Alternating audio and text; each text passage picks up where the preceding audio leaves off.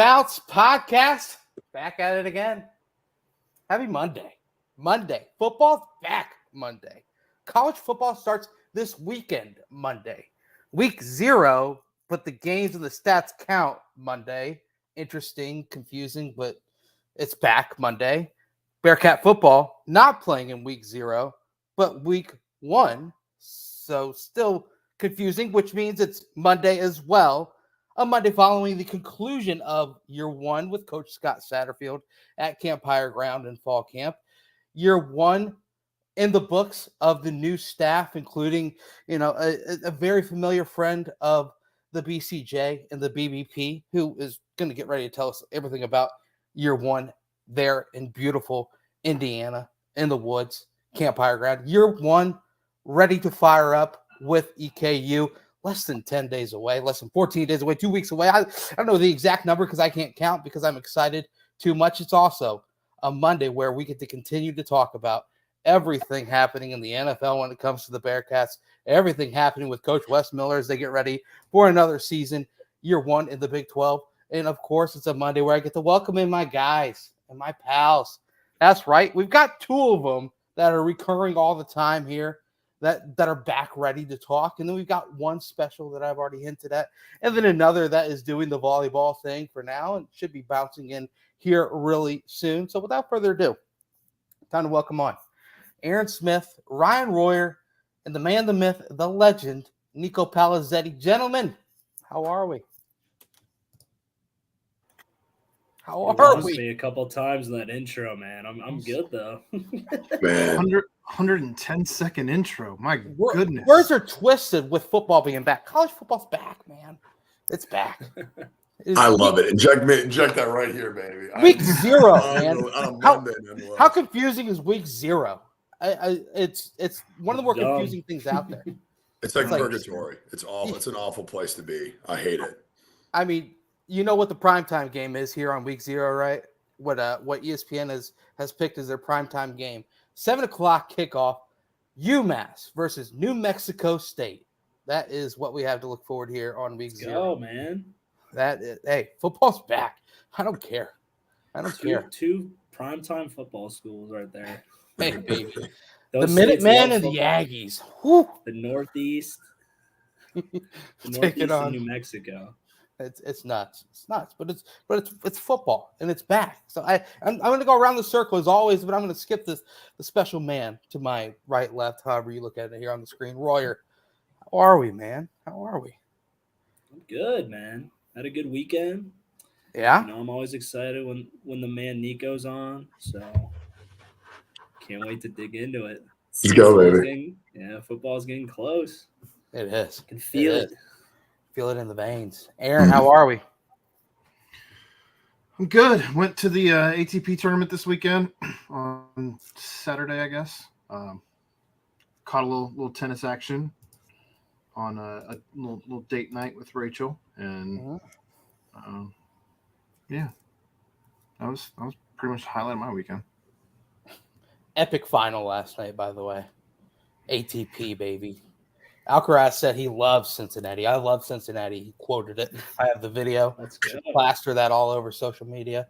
This guy loves Cincinnati, the Bearcats, that is. So hopefully they keep the tournament instead of letting it go to Charlotte. So, I think it's over. I think they lost it. Is it officially done? Apparently one guy bought it. Like he paid for it or something. I don't remember who was telling me this. Whoever told me was definitely right, and I'm 100% confident that there's no way they could have been bullshitting me. That mythical man just speaking truth. Someone said it, so it's got to be true. I read about it on the internet. It's got to be true. But hey, man, we got to say, welcome back to a beautiful location that we've seen you before. You weren't there for 2 weeks. I was not. You weren't be able to go back to your humble abode, sleep in your humble bed, or I don't know if you did between practices. But without further ado, man, welcome back. Getting ready. Less than 2 weeks away. EKU on the mind. Yes. Nico Palizzetti, how are we, man? I am humbled to be here. Bro, what an introduction, dude. I'm fired up. And no, I slept at Higher Ground. I wouldn't sell out. I don't care. I don't care. I refuse to sell out. In fact, one day we had a scrimmage. On campus on a Saturday, and then the next Sunday, obviously, we had to travel back. And I woke up that Sunday morning in my bed next to my wife and children, and I said, "This is terrible. Get me back to Indiana right now." I hated it. Let's go. I understand that you actually listen to this. I understand you actually wanted to have a room permanent. That's what I heard.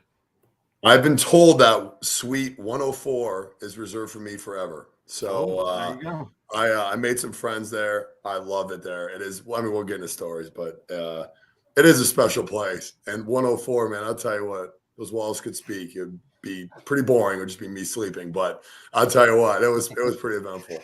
Yeah, Sweet 104. Wow. The headman always got his own room. But did you ever hear the stories about Felino and Higgins down at Higher Ground? No, I need to hear some. Their door was always locked.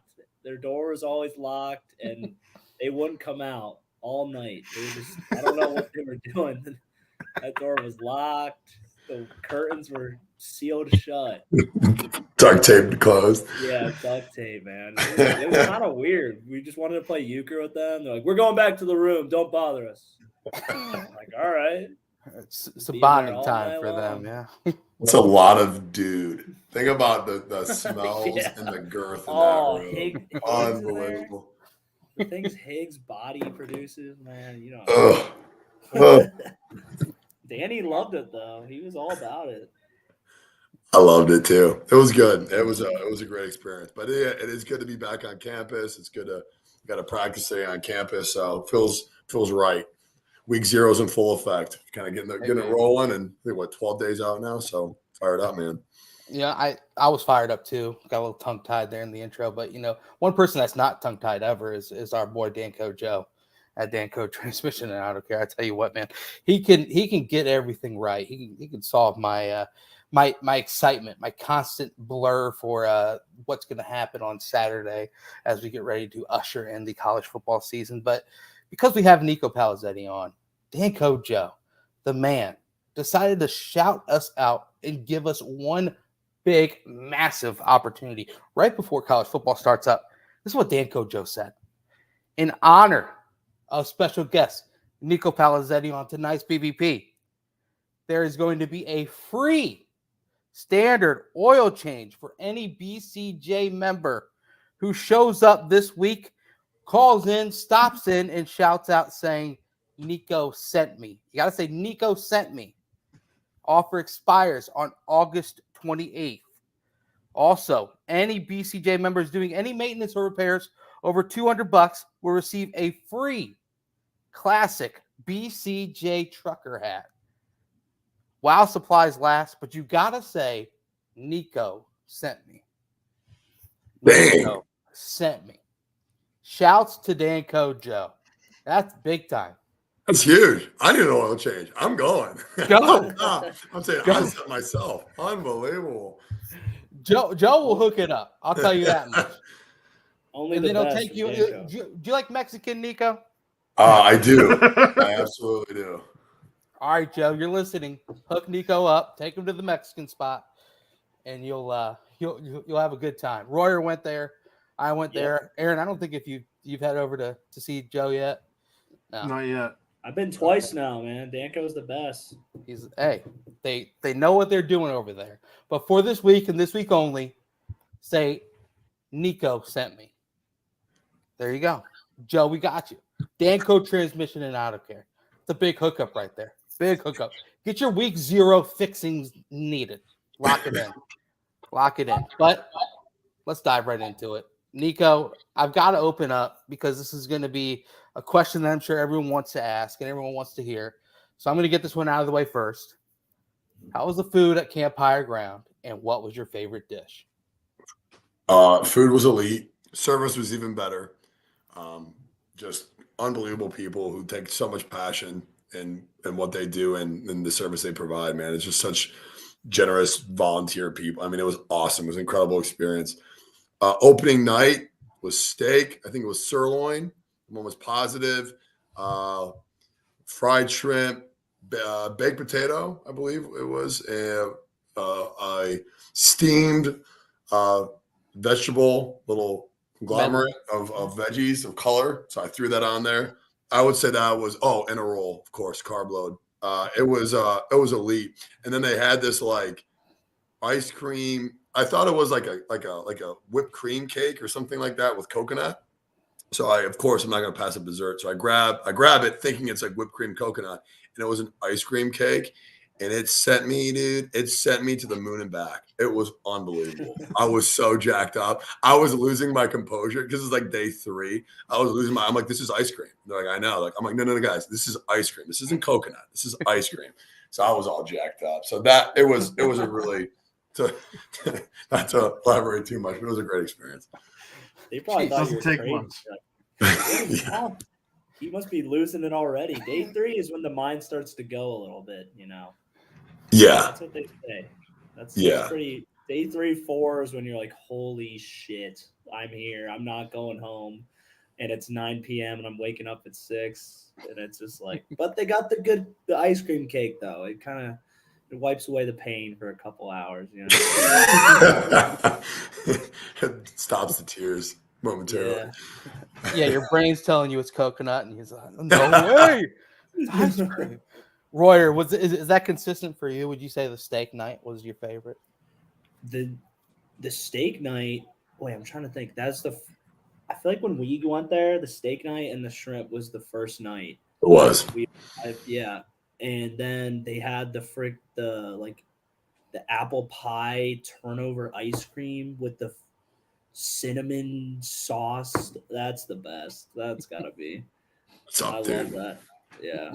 Hey, what about me and Chad and I we go crazy for the croissant Monterey chicken sandwich with the ranch. Oh, dude. The bacon in the ranch. I gotta act like Chad. Not outside of it, in the ranch. In it. That's exactly how Chad would say it. We've talked about it like 5 times now. Chad's spidey sense is going off. He's gonna pop in any second now. What did you think of that? Talking about I ranch. love those. Yeah, that was my favorite lunch by far. And then they would always have like some type of cookie to go. I would just grab like a handful of stuff. It was wild, dude. It was delicious. I gained back about 5 pounds. I'm just gonna keep climbing. Hopefully, I get to 285 by the end of the season. Just roll me around, dude. That's my goal. You'd be Felino. You'd be looking like Bobby from The Sopranos, man. You'd be looking the part there with Uncle June. Just jowls. So, what were your impressions then of the actual facility itself? You have your whole workout room is in a barn essentially out there, and what were your takeaways there? See, I think that's the beauty of higher ground, because yes, it's rustic and it's removed and you feel isolated, and it's the ultimate breeding ground for culture development and team bonding. But like the facilities in itself are elite, like way more than you would get at another facility that would try to mimic that. Like the field is great. You have basically a field and a half, turf, relatively brand new turf. Yes, we had to pack up a lot of our weight room and bring it over. But what we did is we bought a bunch of like temporary racks. Like racks are very mobile and able to move, and we'll have them all stored out there. And so we'll use those for bowl games. So we made a little investment there, but it saved us a bunch of time. I mean, we were pretty bare bones. I mean, it was dumbbells, barbells, a couple machines just for injury modify. So we had a whole great setup. We tried to expand it the best we could. Locker room. And the best part is it's all there. So it's all kind of isolated, and you can, from a meal standpoint, from a recovery standpoint, from an attendance standpoint, I mean, there's nothing that makes me more happy than kicking in a door of some guy that overslept and grabbing him and pulling him out. Like, what a rush that was. So, like, that's the thing you get at higher ground that you don't get at other places. So, yes, you get all those things, but from a facility standpoint, we didn't skip a beat with our training. We didn't have to modify a thing. We got everything we wanted to get out of training. Guys had a great attitude, and we trained hard, man. Today was our first day back training, and our bench press numbers are above where we expected them to be, just because guys were able to maintain that strength levels throughout. So from a performance standpoint, I think that everyone talks about the isolation and everything about higher ground. But for me, I was like, yes, you get that, but also you get an elite level performance center and you get a good feel to it. Like, you don't miss a beat from a training standpoint at all. Let's kind of dive in a little bit more team wise, whether it be individual players or, whether it be certain position groups or the team as a whole. What kind of has been like your biggest surprise now that Camp Higher Ground and fall camp wrapped up? Obviously you were with them through summer, with them, through the spring and winter, this, that, and the other. What exactly has been one thing that's kind of been like, wow, that's kind of surprising me up to this point now that fall camp's through? I think the wideout position group, I think how much they reloaded. I love that people are it's natural to think that, we're going to struggle offensively just because of the returning starter number and all that stuff. But when you watch our offense click and you see just the offensive firepower that we have and how many different, like, we have elite level guys, and we have elite level speed, and we have guys of great skill. And you saw watching them kind of come together and watching them kind of develop a personality and a swagger, if you will. And like on film, yeah, we got wideouts that can burn, man. We got deep balls and bombs, and we watch it on film, and you can just see them kind of growing in an attitude, and they coach each other hard. They're very supportive of each other, and that's something you get at higher ground. You get guys that spend a lot of time together, and so watching that group kind of really develop chemistry was really exciting. Watch the offense kind of come together, the O-line kind of finding their groove, and guys really excelling. Like, thought John Williams, D'Artagnan Tinsley had a great camp. Like a whole line kind of really coming together was cool to see. Emery had a really solid camp, did a lot of electrifying things with his feet, which, he's athletic, but watching him really this fall camp, I'm like, holy cow, this guy's going to make some play. So defense, what you got. Defense, you can, that's such a solid fixture, but watching the offense kind of develop an attitude and a confidence and really start to hone in. And it was really exciting to kind of watch those pieces form each practice. Let's stay in that room then. Wide receiver room. Okay. Obviously, Braden Smith is a name that kind of is just taken off. Talk about him a little bit further, and then roll into talking about Evan Prater and the position change that he's made, how he's adapted to that. And then on top of that, kind of if you've had to tweak his workout scheme or workout regimen to kind of fit the new position and kind of mold his body to a little bit more of a wideout rather than quarterback. Yeah. Well, Braden is as twitched up as any athlete I've coached. He's gained about a bunch of weight. He came in and he was about 175, 176. He said he'd always played under 180. And I laughed at him. I said, well, you're not going to play in the NFL then. And so that's just not realistic. Like, just the position he plays, he needs to gain weight. And he's about 183 to 184, strong as an ox, really twitched up. It's healthy. And so he's twitched up, and he has great natural flow to the game. Very, very slippery. And you watch him. I know you guys saw it. Just, he's a playmaker, and our goal is just to keep him healthy and allow him to really just display that skill set. So he's a twitched up, fun guy, great teammate. Guys love to be around him. Big personality, always smiling. So he's a joy to coach, and he's a great addition to that room. As far as Evan, I think Evan is one of the most selfless people I've ever been around, and one of the best teammates I've ever been around. We did those crew captains, and Evan was one of the captains, and so Evan missed the day. He was sick or something, so he missed a training workout, and 2 players were late in his crew who had never been late before, and it was just because Evan wasn't there to help lead and communicate and do all these different things. And so you realize, like, wow, what's the impact that someone has? Well, when you take someone out of a lift group, 2 guys are late that had never been late before and very uncharacteristic. So it just shows you really the impact that Evan had on the whole team and his crew. And so I think Evan is a vital part to our team. He's an elite leader, someone I really, really appreciate and respect.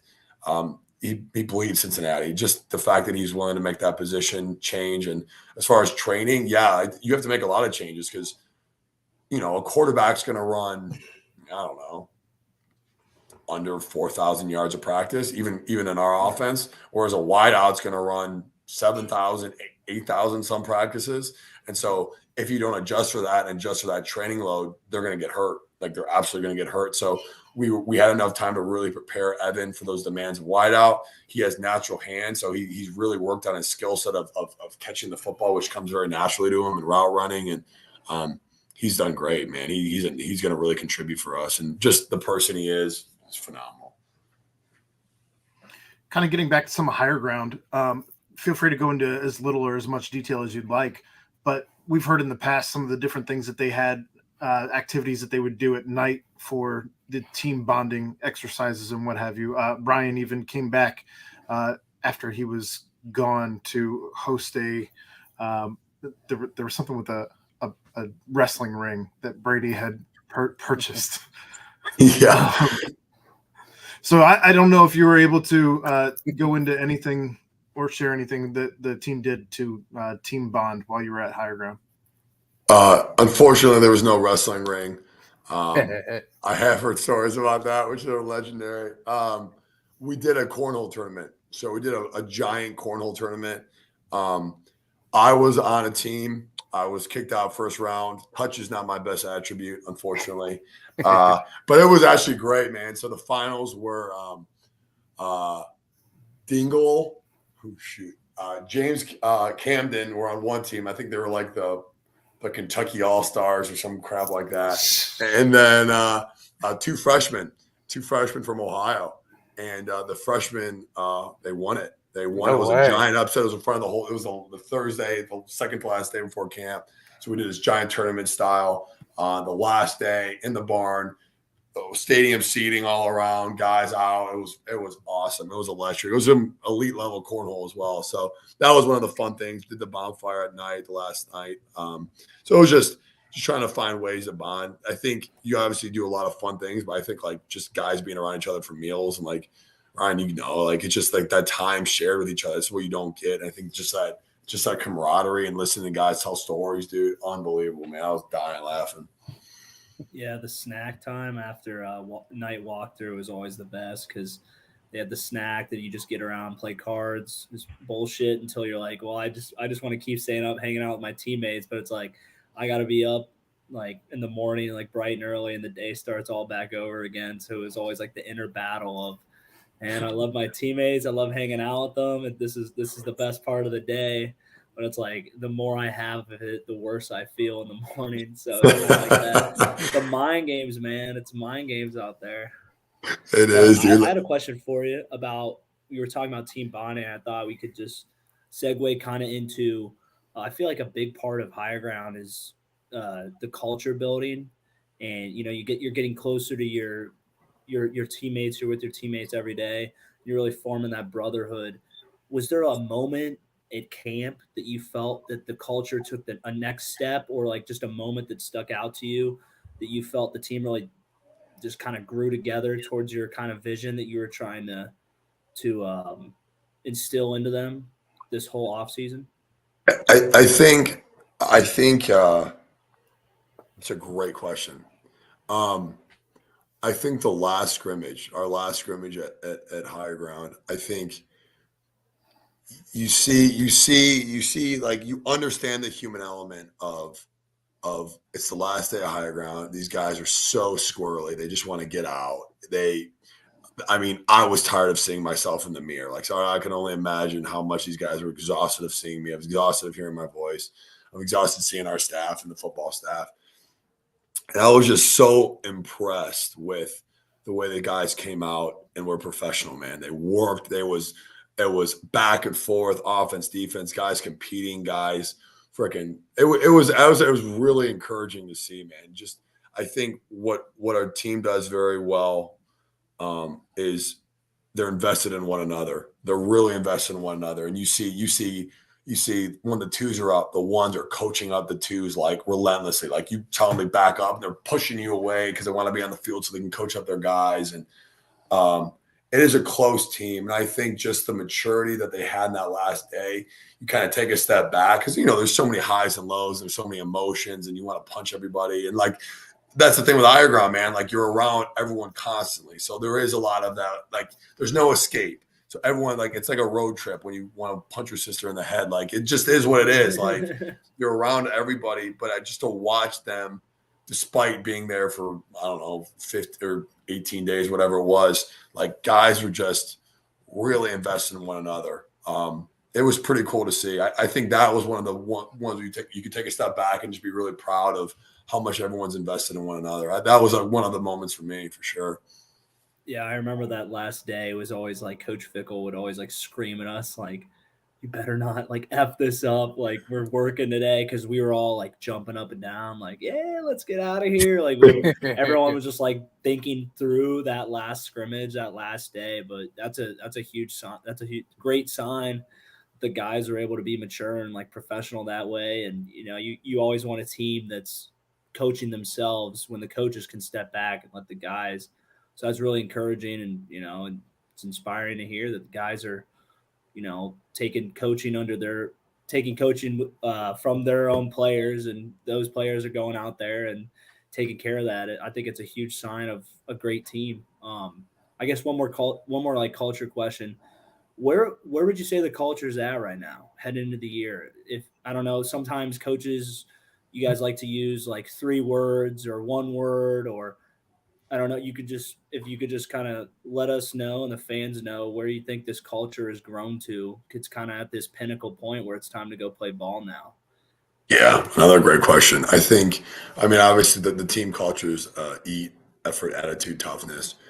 I think right now there's been that transition, right, between I don't want to say the old culture, but I think what you're seeing is you're seeing a team becoming very player led.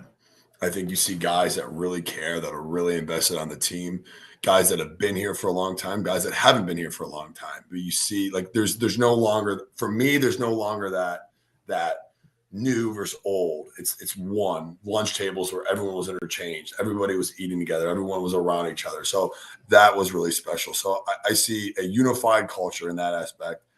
I see guys very invested, guys understanding that to be the team that we want to be, the leaders have to be the ones that really, really push it. And I know, like, I think the best teams are the teams that are player led, that are really led from within. They're led, like the upperclassmen that really care and are really invested.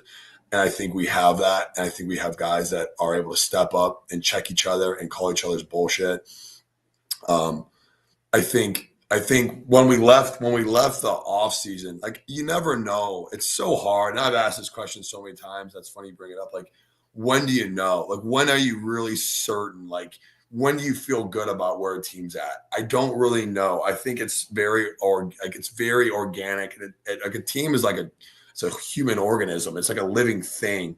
And so I think you have guys that are very invested, that care a lot. And they care, and you can tell they care because they are willing to do the crappy things. They're willing to eat every meal. They're willing to work out and be professionals and come with good attitude and effort every single day. Like, you see that. And so you see that despite them wanting to say, F this, the fact that they're still doing it with great effort and coaching each other up, that's where I see the maturity of the team. Because, in the summer, man, the summer's a grind too. So you got guys that get in their feelings, get emotional. And that's where I think we have a really competitive, dynamic team. I think sometimes that competitiveness and that emotion you can ride the wave and you can come down. And I think the guys have really done a good job through camp of being mature and pushing through that and having the leadership of things. That was an issue in the summer. I think that defensiveness, that negativity, we could get negative, we could get down because the top side of that is human emotion. And I think we are pushing through that, where guys know that was an issue in the summer. And you could see that through camp of even when guys are down or frustrated or upset, guys checking each other, guys holding each other accountable. No, next play. You could see DBs when guys would make an MA or a PI, like next play. You could hear that communication. You hear guys encouraging each other. So I think that's what we're seeing. I think we're seeing a unified team. I think you're seeing a team that is competitive and emotional and edgy and tough, but they're also aware of checking each other and holding each other accountable and not allowing negativity to creep in despite the ups and downs of a football game. And I think you see a team that is growing in maturity, that is doing the shitty things, if you will, the crappy things, but are doing it because they know it's going to pay dividends in the long run. I think that's where we're kind of at right now. I wish I had more answers. I wish I could be like, oh, we're the best team. Oh, Great, shut up, dude. That was sitting here just like about to. Yeah. That was awesome. Yeah, because that line you're talking about, it's so hard to toe between like, because you're right on that edge of. You played for D'Antonio. Yeah. I don't like Fickle would always talk about how D'Antonio had this great quote was football is a game of like controlled rage. Yeah. And it really is. And like it's so hard to control because it's just the most violent, most aggressive game and most emotional game. And guys lose their mind because like you're playing on that fringe, you're playing right on the edge of losing your mind. So guys are going to lose their mind all the time. But you know, having guys around you that are aware of it and that can rally up around you, and because any player will always tell you, like if your boys are coming up to you and like when you're losing your shit and they're like checking you and they're like grabbing you and setting you down like that, you're going to instantly click. Whereas like if a coach is and he's ripping your ass, like, oh, that doesn't resonate well with a lot of guys. No doubt. And just being able to toe that line, that really small, like gray area, I think is huge. And it's really, I love hearing that the guys are embodying that, because when you have change with these two different staffs, I think they're very different. Like you had a Fickle staff, which is very hands-on, very controlled, wants to control a lot of the stuff, and that worked for them. And then you have like Satterfield's staff, who, from what I've been told and the kind of read I've got, they're a little more like not is like super controlling and not is, I guess I could use the word like laid back in comparison to Fickle, but not in a negative way. And you kind of have guys, you can either go one or two ways. You can have guys kind of, let's get more like, if the coaches are going to be a little bit more laid back than our old coaches, then, you know, we can just be like that. But you kind of see the guys say, no, like we want to, like, we're going to like stick to like having each other coach each other up every single snap. So we never miss a coachable moment, even if, you know, our staff isn't as like all up in our shit, like how Fickle was. And it's two different styles, and styles work differently for different coaches. And I just like, you see guys, they kind of like, they're like this super intense way. And even though like the coaches may not be resonating with that as much as they used to, I love that the guys kind of still embody that and are always willing to coach up their teammates. So it's good to hear, man. It sounds like it was a great camp. It was. Details. And that's a 100% accurate observation. Yeah, there's definitely a transition, right? There's going to be a transition, and guys have voiced that, where, you know, they're used to, and I'm not, obviously I didn't work with Coach Fickle, and I didn't work at UC, but we were kind of from the same tree, and so a lot of what I know and what I've experienced is very similar to what the prior players have, and so it's a transition, and it's a natural thing. And I think what I appreciate about Coach Sad is like, he is who he is, and he is authentic to who he is and his leadership style.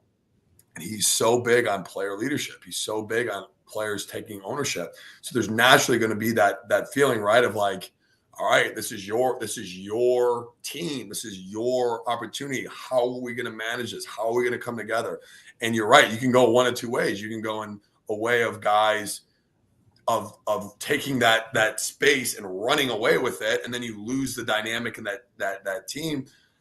I've been really proud of these group of guys, though, man, and it's cool because it's not just it's everybody. It's guys that are new to the team who aren't new now, but you have guys that have been here that have worked so hard, that really care about the team and are invested and I see that group of guys really trying to lead and like set the example, and I'm proud of them, man. I'm proud. I want to headbutt a lot of them, you know, each and every day, because that's what the relationship is. But you're proud of them understanding what it takes and understanding that, like, yeah, if you're going to be a leader, you got to show up at every meal. You have to.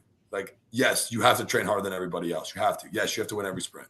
Like, yeah, that's the price of leadership. If you're going to say you're a leader, you have to be the one. You have to be coached harder than everybody else. You have to work harder than everybody else. Like, that is the standard. Like, there's no other expectation. There's no other, like, you don't get a medal and get to just sit on the bench. Like, no, like, you are leading from the front. It is an obligation. It's a moral responsibility to lead. And I think our guys are really understanding that. And, like, it's also hard because also, like, you want people to solve your problems. Like, that was some of the things we kind of worked through in the summer. Like, guys would come to me and be like, here's our problems, fix it. And you're like, I would be like, yes, like, you see my frustration. Like, you see our staff's frustration. Like, yes, it's frustrating when you care more about a player's development than they care about it themselves. But that's what you have to get to. You got to work through that. We're all in it together. This is what I'm doing. What are you doing? Okay, these are our problems, so we're going to solve it together. You know, like, and that was a weekly conversation, a daily conversation. You got guys coming up to you, and it was good because you saw how much the players care and they want success. And, like, that's what you got to get to. You got to get to when the players are just as frustrated as the staff, who are just as frustrated to try to really maximize the kids' development. And when it's a unified front, that's when I think you get the best results. So, no, I'm 100% with you, Roy. That's such a good observation. So let's put some names on this. Who's stepped up and who's developed themselves as leaders throughout?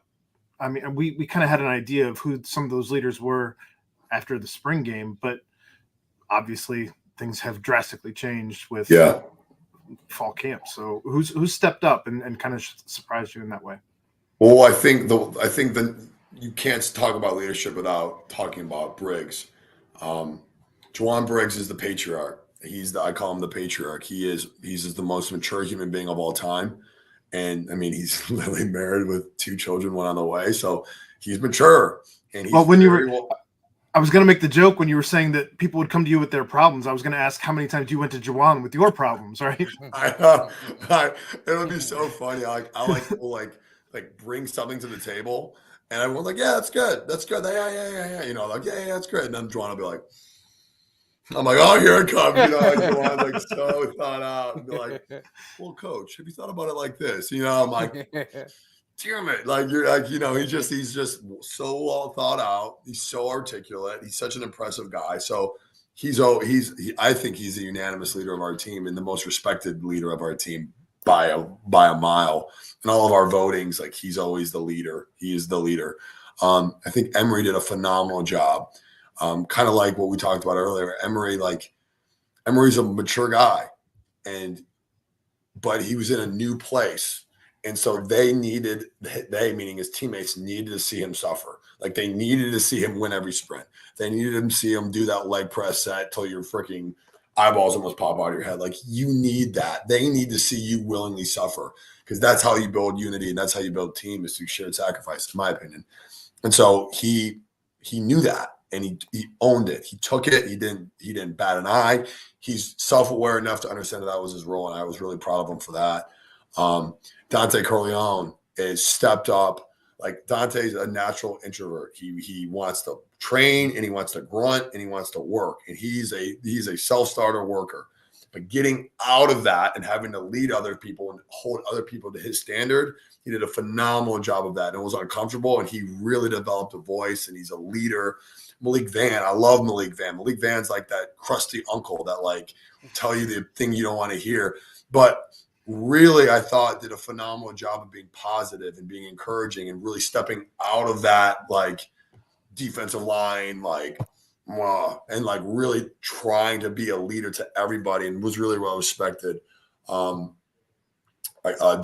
DG, absolute stud. He broke up a fight just yelling at 2 people. We had on the last day of training, we have 2 guys squaring off, and they're about to, and I'm like, classic. So I like step back. I'm like, here we go. And then DG stands up, hey, sit down. And everyone's like literally broke up a fight. I even like almost took a knee. I'm like, dang, dude.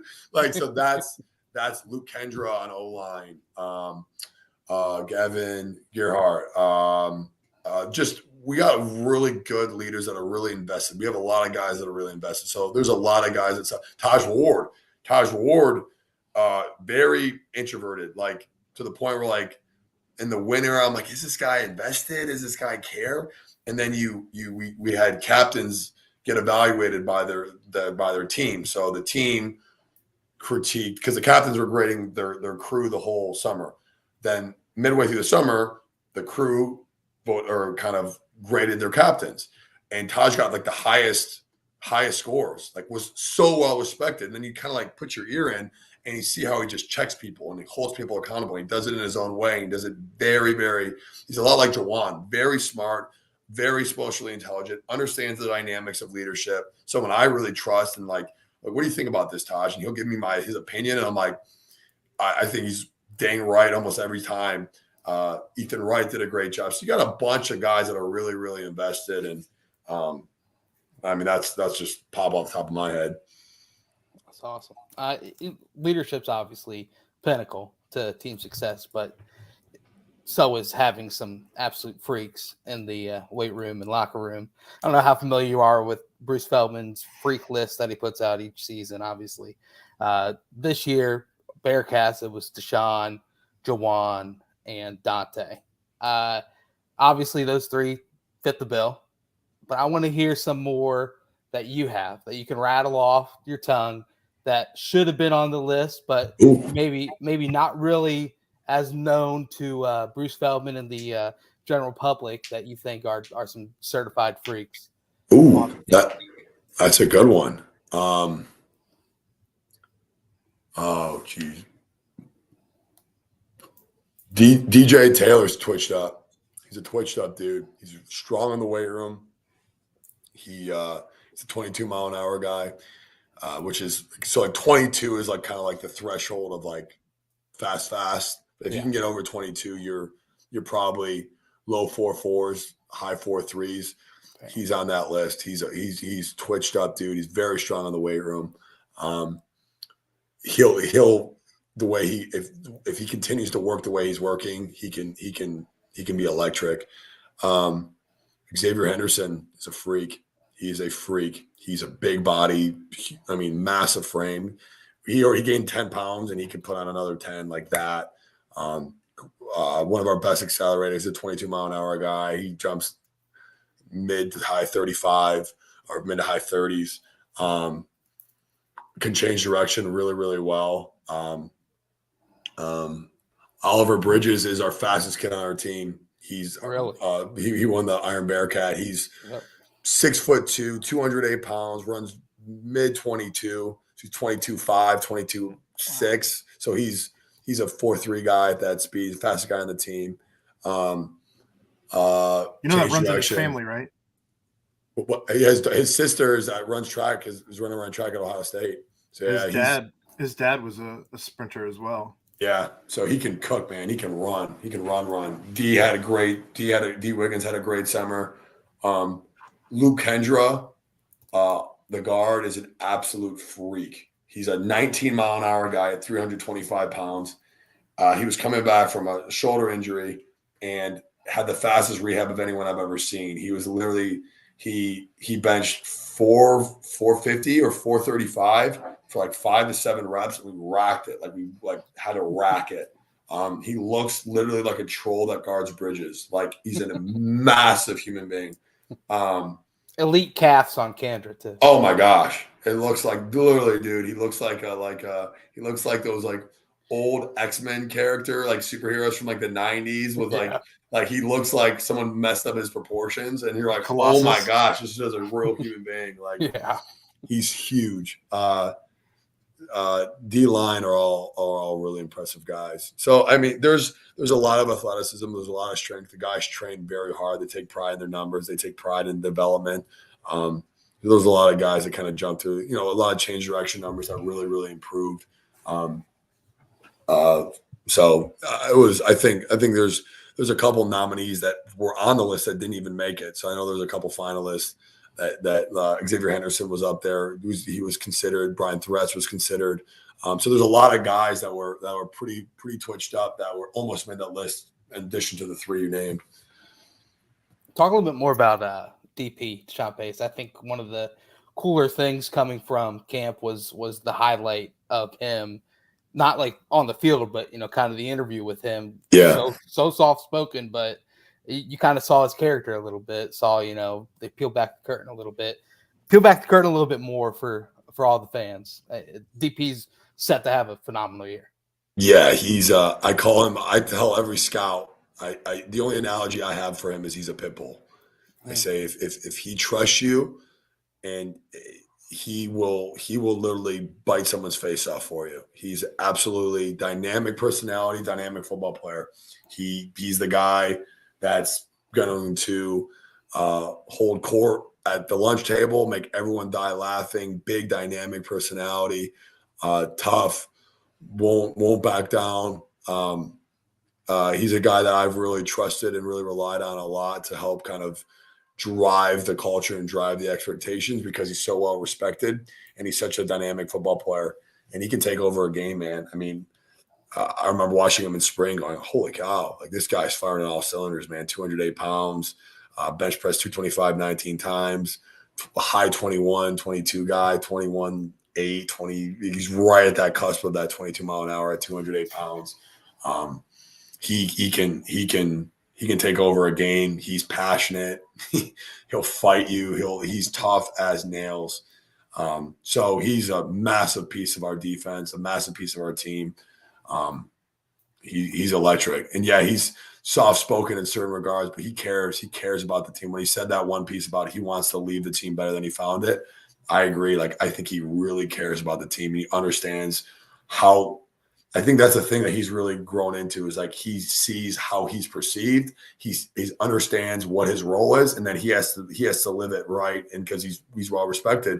And I think he's done that, and I think he's focused, he's tough, and I'm glad he's a dog on our porch, man. He's bowled up, dude. He'll bite that mailman as he walks by. He'll come after him now. Yeah, he looks like an animal. Let's go with some names that kind of really sparked up during camp that could have a good role on the team. Obviously, D'Artagnan Tinsley is a name that's been in the program before, but it seems like he's kind of blowing up in everyone's face. Jalen Hunt is another name that kind of just seems like he's putting in a lot of work to have an effect on that defensive line. Just maybe some other names that the fan base should be kind of tuned into that you think, early and often is going to be out there on the field. Yeah, it's a great one. I think you nailed two great ones. I think DT is had a fantastic camp. I think John Williams, a tackle, looks night and day compared to where he was. Really put in a lot of work. I think Peyton Singletary did a really good job tight end. I think he's really come along. Obviously, wideouts, there'll be a lot of new faces, but I think there's going to be guys that are immediately beloved by the fan base. I think Xavier Henderson will go off. I think obviously Braden Smith will go off. I think D. Wiggins will go off. Donnie Ollie will go off. I think Aaron Turner will go off. I think there's a lot of depth. There's so many more names you can name, but look really talented. I think Corey Kiner is set to have a really special year. I think he's put in a lot of work. On defensive side of the ball, I think Rob Jackson has had, he looks the part. He's developed. He's trained up, man. He looks really, really good. I think Daniel Gresic will go off. I think he'll go off. I think Jamal Williams has done a really good job of that position as well, that dog position. Linebackers, I think Dingle had a great camp. I think Debo Jones had a great camp. I think our linebacker position is pretty deep. I think the secondary is fantastic. I think you got two corners that are really, really good with a lot of depth. I think JY, Jordan Young, and Sammy Anderson are both set to have a really good year. I think our safeties, I think threats will be everywhere. I think he's everywhere. He's a lunatic. He's Threats absolutely is a lunatic. He is everywhere. Chad knows. I mean, he's like, so what's normal for like a safety distance wise is like, I don't know. Most of the time, as far as like a catapult number, I'll see is like at most 7,000 yards, at most like low, like 7,100 yards. He'll like average like 88 to 9,000 yards all practice. So that man is traveling 2,000 yards more than everybody else, nonstop, electric teammate. He's a wild man. He's fun to watch. He will come downhill. He'll throw his body in there. I think he'll have a great year. So that just shows you. It felt like once a day in practice, you were just like, where did he come from? Oh, he's everywhere. I mean, literally, he's literally traveling 2,000 more yards than everybody else. So he's literally everywhere. He's running like if there's a block punt and he's not even in, he'll run off the sidelines and run all the way down the field. Like he had a really, really successful camp. Energy giver. Yes, he is. Yes, he is. Hi, Nico. Chad. Hey, Chad, what's up, dude? The voice of the Bearcats right there, dude. It wasn't a good night at volleyball, but that's all right. The kid played well. The team did not have a good night. But that's life sometimes. Is Kelsey? About everything? You guys seen a lot of football. How are you guys feeling? What's the general attitude that you guys are all feeling? I mean, I think it comes down to how quick the offense gels, like how quick everything gets on the same page. The defense is going to be there. It's not that, and I talked about this a lot. I think a lot of the doubt surrounding you guys nationally is understandable because there's 10 of 11 new starters on offense. But being there and watching, the default is the unknown is bad. That when you're dealing with the unknown, that's a negative. And generally that's right. But there's talent. Like there is significant talent on the offensive side of the ball. So that eases some of that concern for me because it did not look like and I mean, let's be honest, Nico. If the offense was not talented, they would have gotten their ass kicked up and down the field every day for the past 2 weeks. Yes. And more often than not, I felt it was pretty even. I don't know that there was really a day where I thought there were a couple days where I thought the offense won. I don't know that, and there were a couple days where I thought the defense dominated. I don't know that there was a day where I felt the offense genuinely dominated the defense, but I've been watching that for 6 years. With NFL guys, with Dez and AP and, Mike Warren and Jerome Ford and all the guys that they had, there still weren't many days you walked away thinking, man, the offense dominated today through camp because the defense was just so good. So I'm not overly concerned there.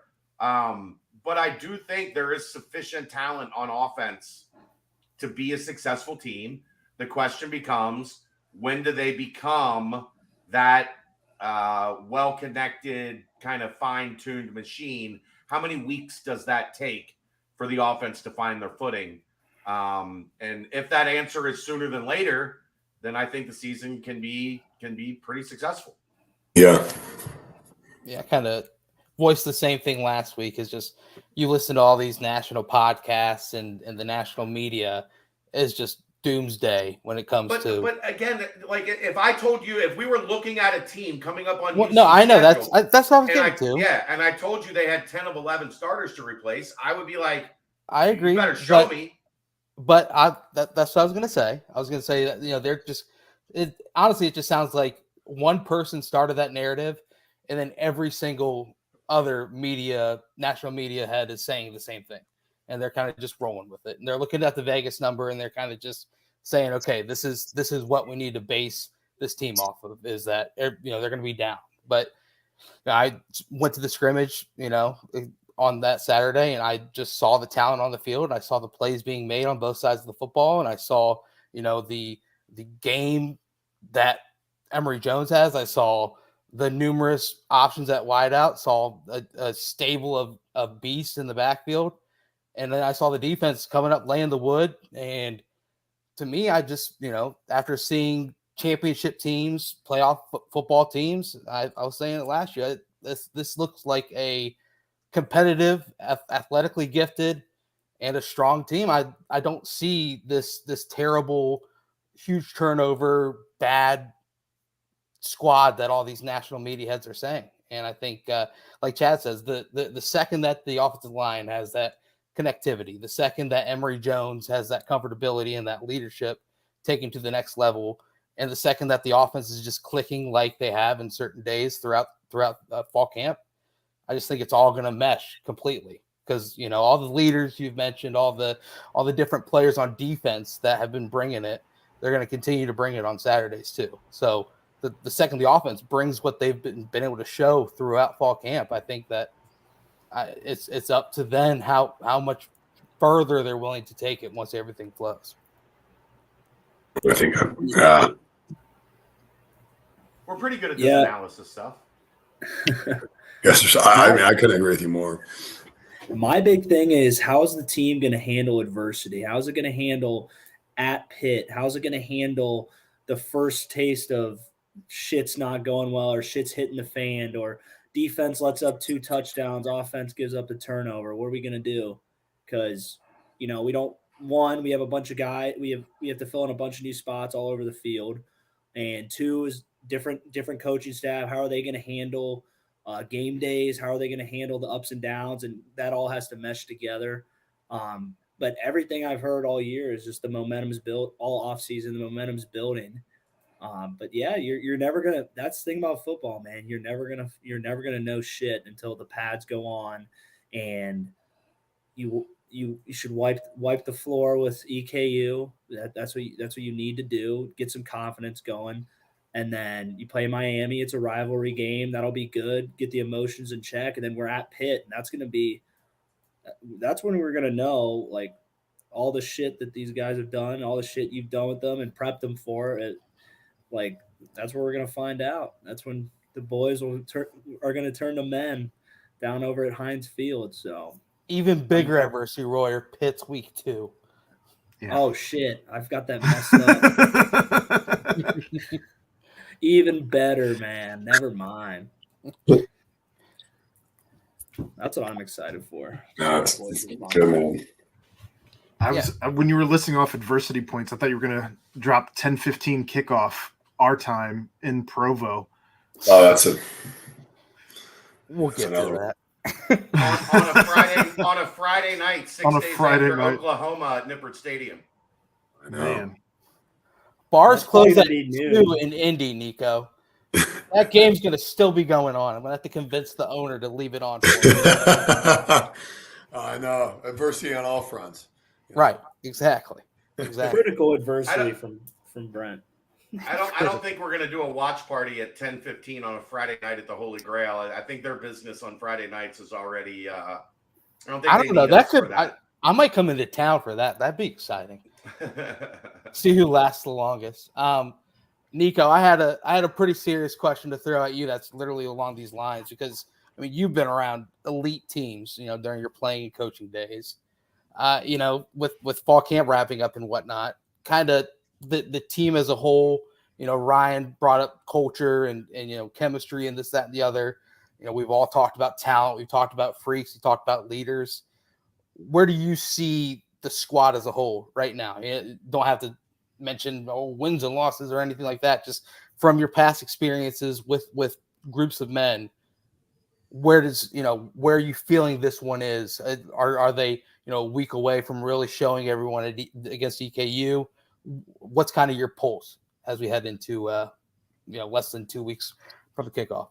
Yeah, I think I sat forward in my chair on that one. I think I feel very positive. I feel very positive. Like I'm naturally a realist. Like, I don't think I'm overly cynical, and I don't think I'm overly idealistic. I think I just see it how I see it, and I feel good. I feel like it's a team that kind of like what you guys see. I don't see a team that meets the narrative that's about the team. And for me, that's what really excites me. I'm like, yes, continue please crapping on us, because that is so great for us. That's such a great narrative to play under. It's such a great chip to have. I don't see that. I see a very similar to what you guys see. I see a very capable, talented team that will continue to mesh and continue to grow. I am curious as well, like, how will we respond when we're tested? How will we come together? How will these pieces fit together? You see a ton of potential. You don't really know. I think that's a great point by Royer. Like, you don't really know until you're in the battlefield. Like, you train for it, you see growth, but like, how will we really be on game day? Like, you see it on the scrimmage, like, how will we really be? how will we continue to grow and evolve when we do, if we do lose a game, how will we come back? If we are down, how will we respond? I think that's what I think we all need to kind of see. And I feel very, very encouraged, though, after camp about how much this team cares and how much we want to have success. And I see a lot of promise in how hard we work and how hard we practice and how physical we are and how invested we are. And I think we train and we work at a pace that most teams don't, and we care and are invested to a level that most teams don't. And I think that, in addition to how much talent we do have that people don't know about, I think that can carry you a really long way, in my opinion. So that's what I feel. I feel very encouraged. I know that we've done things and worked harder than most. And I think that's very hard to lose when you feel like you've invested a lot more than other people. So that's kind of where my head's at. I think I'm excited, man. I'm excited to see us show up. I'm excited to see us play another team. Like, you get in that grind of camp, and then, I'm addressing the team. I'm like, guys, we're 14 days away. We're 50, at that point, we're 15 days away after our last scrimmage. Like, we are about to play a game, man. And like, I'm so excited for that. I really am thrilled. For me, like Ryan, to me, it comes down to like who's one of the moments that maybe the moment that sticks out as much as any when you talk about the Fickle era, the Houston AAC championship game. Early in the game, defense lets Houston go straight down the field twice. And I'm changing sides of the field, and you walk past the defensive side, and you look, and Kobe Bryant has the entire defense.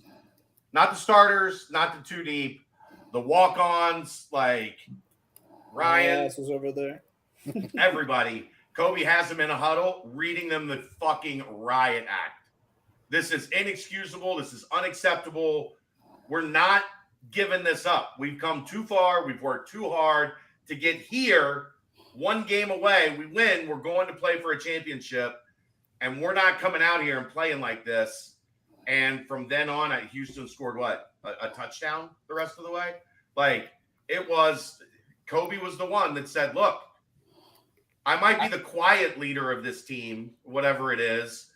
But when it's time to be vocal, I'm putting my chips on the table right now. I'm cashing my equity and telling all of you, get your shit together. Let's go win this game. And from that point on, they were the best defense in the country the rest of that night. So that's the thing. Who, when like Ryan was talking about, and I've talked about this a little bit too, like the Big 12's an offense first league. So let's say it's right before halftime and you're down 17-14. They get a touchdown going in. It's 24-14. They get the ball coming out of half. They go down and they get a field goal. All of a sudden, you're down 27-14 and you haven't touched the ball. Does the offense have that somebody that says, we're going to get in a touchdown right now. We're making this 27-21 and we're going to win this game? Or do they have a turnover? Do they go 3 and out? Like that's the stuff I think is. Ooh, that was gross. McDonald's. Especially in this league where offense dominates. Like, do you have the leaders in place that are going to say, we're not screwing around? Like, this isn't us. We're going to win this game. We're going to get the ship back on track, and we're going to get across the finish line. Like you look at Iowa State last year, they held almost all of their Big 12 opponents under 20 points, and they won, like, what, one? They were 1-8, 2-7, something like that. Like, there's going to be those coin flips. The leadership, more often than not, is what can push you over the top in those situations. So I agree.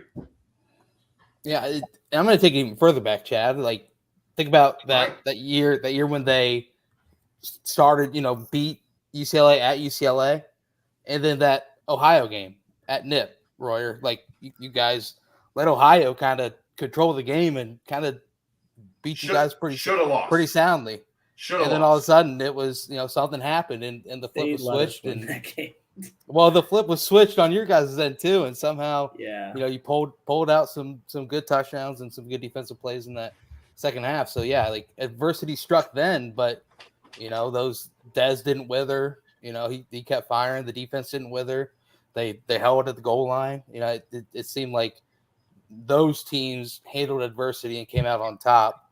And so yeah, no, I agree. I think at Pitt, say I've done deep dives on a lot of different different quarterbacks and the transfer portals and whatnot. A lot of these teams are in a lot more similar situations than a lot of people perceive.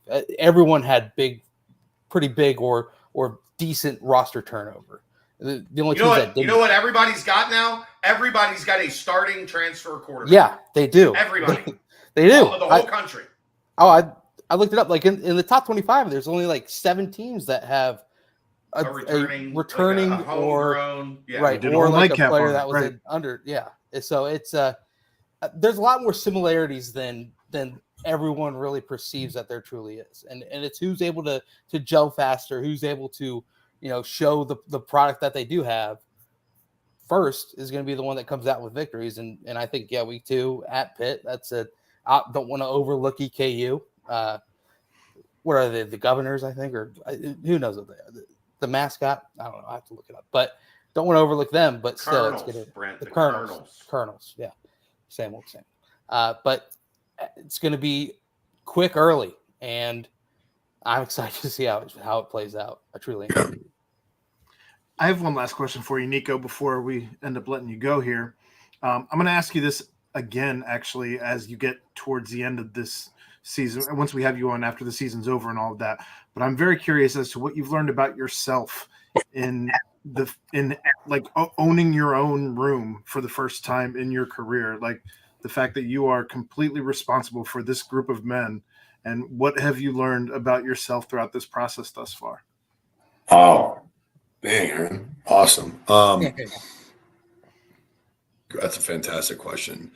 I think one is that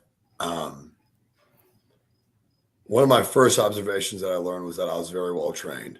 When I felt I was very, very grateful for that, because I felt a lot of gratitude that I was where I was for as long as I was. There's times where you get frustrated, and there's times where your ego creeps in and you want to have opportunities, and you feel ready to have opportunities. And one thing that I felt really, really blessed about was I was developed, and when I did have an opportunity, I was as ready as I could be when I got it. So that was one thing, was I felt very prepared.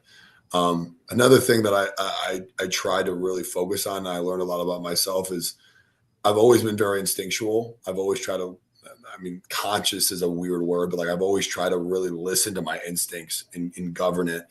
And so if you can listen to if you have right intentions and you can listen to your conscience and you're well trained, I think that steers a lot of your kind of what to do things. So for me, it was just trust your training, listen to your conscience, make decisions with boldness and with just reckless abandon. And I think with that, I've been fortunate to really not make many mistakes. And if I did, I was humble enough, or ironically, I'm bragging about being humble, but at least I was self-aware enough to try to correct those as fast as possible. That's a Brady move right there. Yeah. That's awesome. Yeah, I'm just so humble. No one's more humble than me. Yeah, there you go. So that was the one thing. And I think one thing I really learned in camp was that my instinct is to jump on every issue.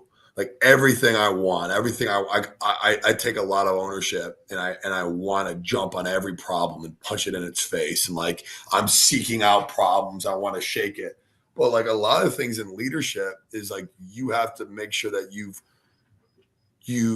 trust the people around you, and that you've trained the people around you to help solve their problems. And solving their issues isn't going to make a better team, isn't going to make a better dynamic. And I think I had to learn a lot through camp, is allow the problems to work themselves out to get to the level that I need to address them. And I think I learned a lot about camp, because I was around so much, and you're around these athletes so much that if you address, if everything's a red ass deal, then nothing's a red ass deal. You know what I mean? Like if everything you come in and you just start swinging at everything, then you're going to lose the significance when you do have to come in and swing at it. And so I learned that was a big recent observation. And I'm sure there's going to be lots of ups and downs in the season. And that's what I'm curious to see towards the end of the season is Yeah. what more you learn about yourself through this evolution. Yeah. I think one of the things I realized my role is going to be is I got to be steady in the boat, man. Highs and lows. I got to just stay consistent, stay positive, continue just to bring energy and passion and just freaking provide my role and just do that and just be a support system for these guys. And that's the thing. The fun thing about it being a strength coach is like, this is the time where you get to push it. Like, okay, here we go. And it's kind of scary, right? Because like you feel like your kid's going off to college and you want to go fix all their problems and you want to like go live in the dorm with them and party with them. But like, that's not really your role now. It's like your role to like allow your kids to do the, to go off and make mistakes, and you're there to correct them and mold them and make them better. But like, it's hard. It's a hard thing to do. And like, it's not my role now to really like suffocate it, like I want to, but I can't. So like, I'm learning that about myself right now. So I think after a year of this and a season, really, I hopefully have more wisdom and perspective, but that's a fantastic question. Fires don't burn if you remove the oxygen, Nico. I have a final question, and then we'll let you go. We've kept you way too long already, but we're not going to get you for like 3 months. So there was a lot made about the 25th year of Higher Ground and the rise of the UC football program since Higher Ground started. Do you now see that? Do you believe in that? That one of the things that has allowed this football program to take kind of the rocket ship that it's been on is in part because of those 2 weeks in the Indiana wilderness? Without question. I mean, especially now more than ever, like you don't have this. I think that's what's so beautiful about Higher Ground. Like in today's day and age, quality time is so rare. And seeing guys like we had a transfer from another school, and it's like day That's 4. how transfers work. Yeah. Yeah. He wasn't a Bearcat last year. But I think kind of like what Roy was talking about, like you just sit back and you watch all these guys just at snack, and they're just laughing and playing cards and hanging out. They're off their phones. They're conversing. They're fellowship. They have nowhere to go. They have nowhere else to be. And I think that is like the beauty in it. Like you just put people from different experiences together and you allow them to kind of grow. And there's no other, you can't cheat that. You can do like an edgy Navy SEAL come in, carry, like, okay, you can do all that crap, but like that's so superficial. It's not real. Like the only way to build a team is that, in my opinion, is through crucible. It's through hardship. It's through shared suffering, I think. And so you see that piece, especially in today's day and age. Teams don't have that. They don't, and they can try to make it. And there's a reason why every former head coach wants to take it back and wants to like I get it. It is a because like it's like we talked about earlier. Like not only is it unique and it's isolating and it's culture building, but it's also a great performance. You have amazing food. You have rooms. You have air conditioning. You have performance center. You have all these different things that like a lot of these other facilities can't really house. And so to watch this place kind of mature and grow, and you just see how the team's ascended with it, like it is an absolute game changer. I couldn't agree more, and I'm not surprised by the success that it yields. Did they let you keep your room? I know you said you were Suite 104. Suite 104. I got a photo of my key, and they said it's saved for me. Now we'll find out when I come back 2 weeks unannounced and open the door and see if my key's still there. But that'll be the test. But no, their hospitality is unmatched. I'm just sad that Chuck's not going to be around anymore. Man, it breaks my heart. Chuck is my favorite, one of my favorite humans on the planet. Yeah, they were listening to him laugh as they hoisted me up on that swing. just the pure joy that man had of me screaming like a 10-year-old girl was unbelievable. So, I mean, I'm glad at least I got that moment with him. He'll be on the sidelines for a couple games. Oh, good. So I'll be happy to you see will him. get to see him a couple times. Wait a minute. Put you up on a swing. Yeah, I hit. So we had a fun night, and there was in my opinion, there's the trifecta of higher ground. There's the zip line. So I unannounced, they put me up first. So I just watching, and they're like, "All right, you're going first." I'm like, "Okay," and you're on the zip line, and they tell you to go, and you're like, "All right." So you kind of jump off the edge, and I fly because I'm hefty. So that was awesome. So as soon as I get off that, then they have a swing where they basically take a four-wheeler, back you up, and you just kind of crane up, and then they pull a latch, and you swing over this ravine. And it's elite. So I was screaming, absolutely screaming. And then they have a rock climbing wall. And so I did all three within probably probably 30 minutes. And my adrenaline, I mean, I'm talking, I could have fought a bear. God forbid that a bear came out, but I was riding high, man. You could have killed a coyote. That poor coyote, dude, wouldn't even stood a chance. Derek Wolf would like a word. Derek Wolf killed a cougar with his bare hands. A cougar? Yeah. Mountain. How do you do that? You punch it in its head or something? No, he used a bow and arrow. Shot it with a rocket-propelled grenade. That's what I. Yeah, that's what it was. Derek Wolf is a certified crazy motherfucker. So some extra gravy for you. You could have told me Derek Wolf fought a bear with his bare hands and won, and I would be like, yeah, okay. I would believe it. I believe you. Yeah. I believe you.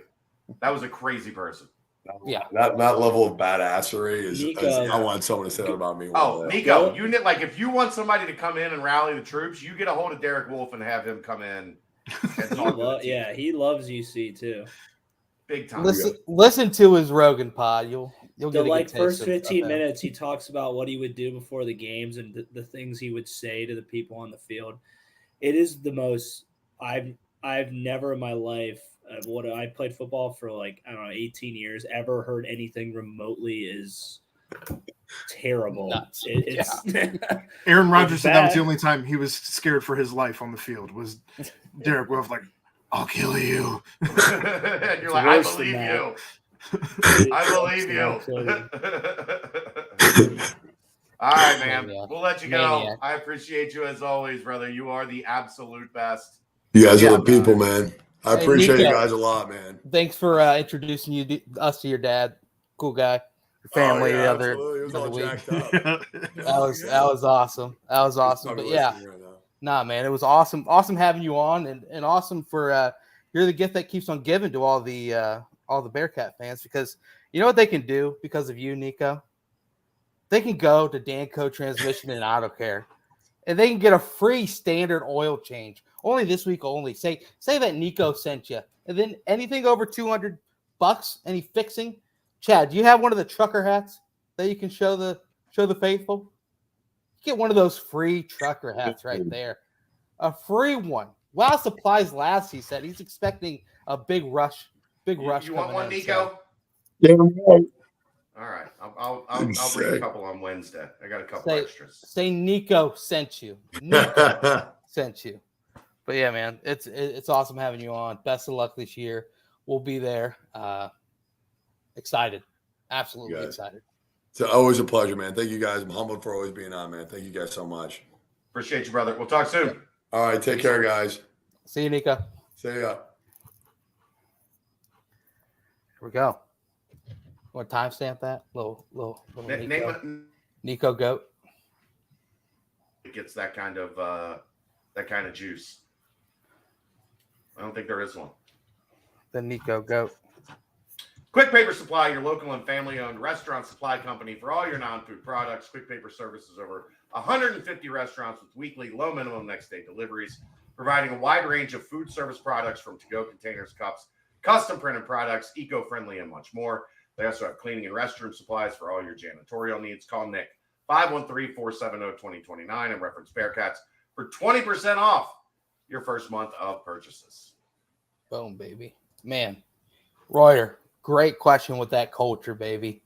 That was getting me fired up. I was just sitting here like a little boy listening to story time, man. That was exciting stuff.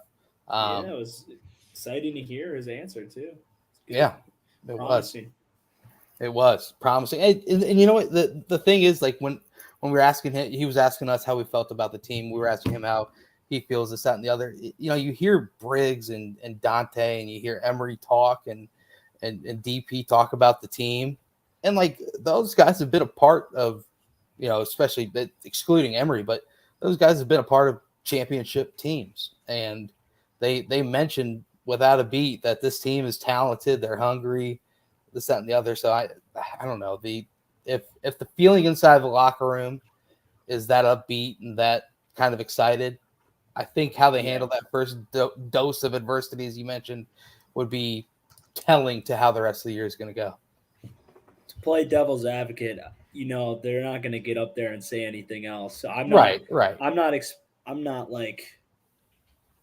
not certain about anything until Pitt. I think that's going to be like the immediate litmus test. And however that goes, they can build off of it or learn from it, and we'll see what happens. But yeah, Pitt's going to be they're well coached.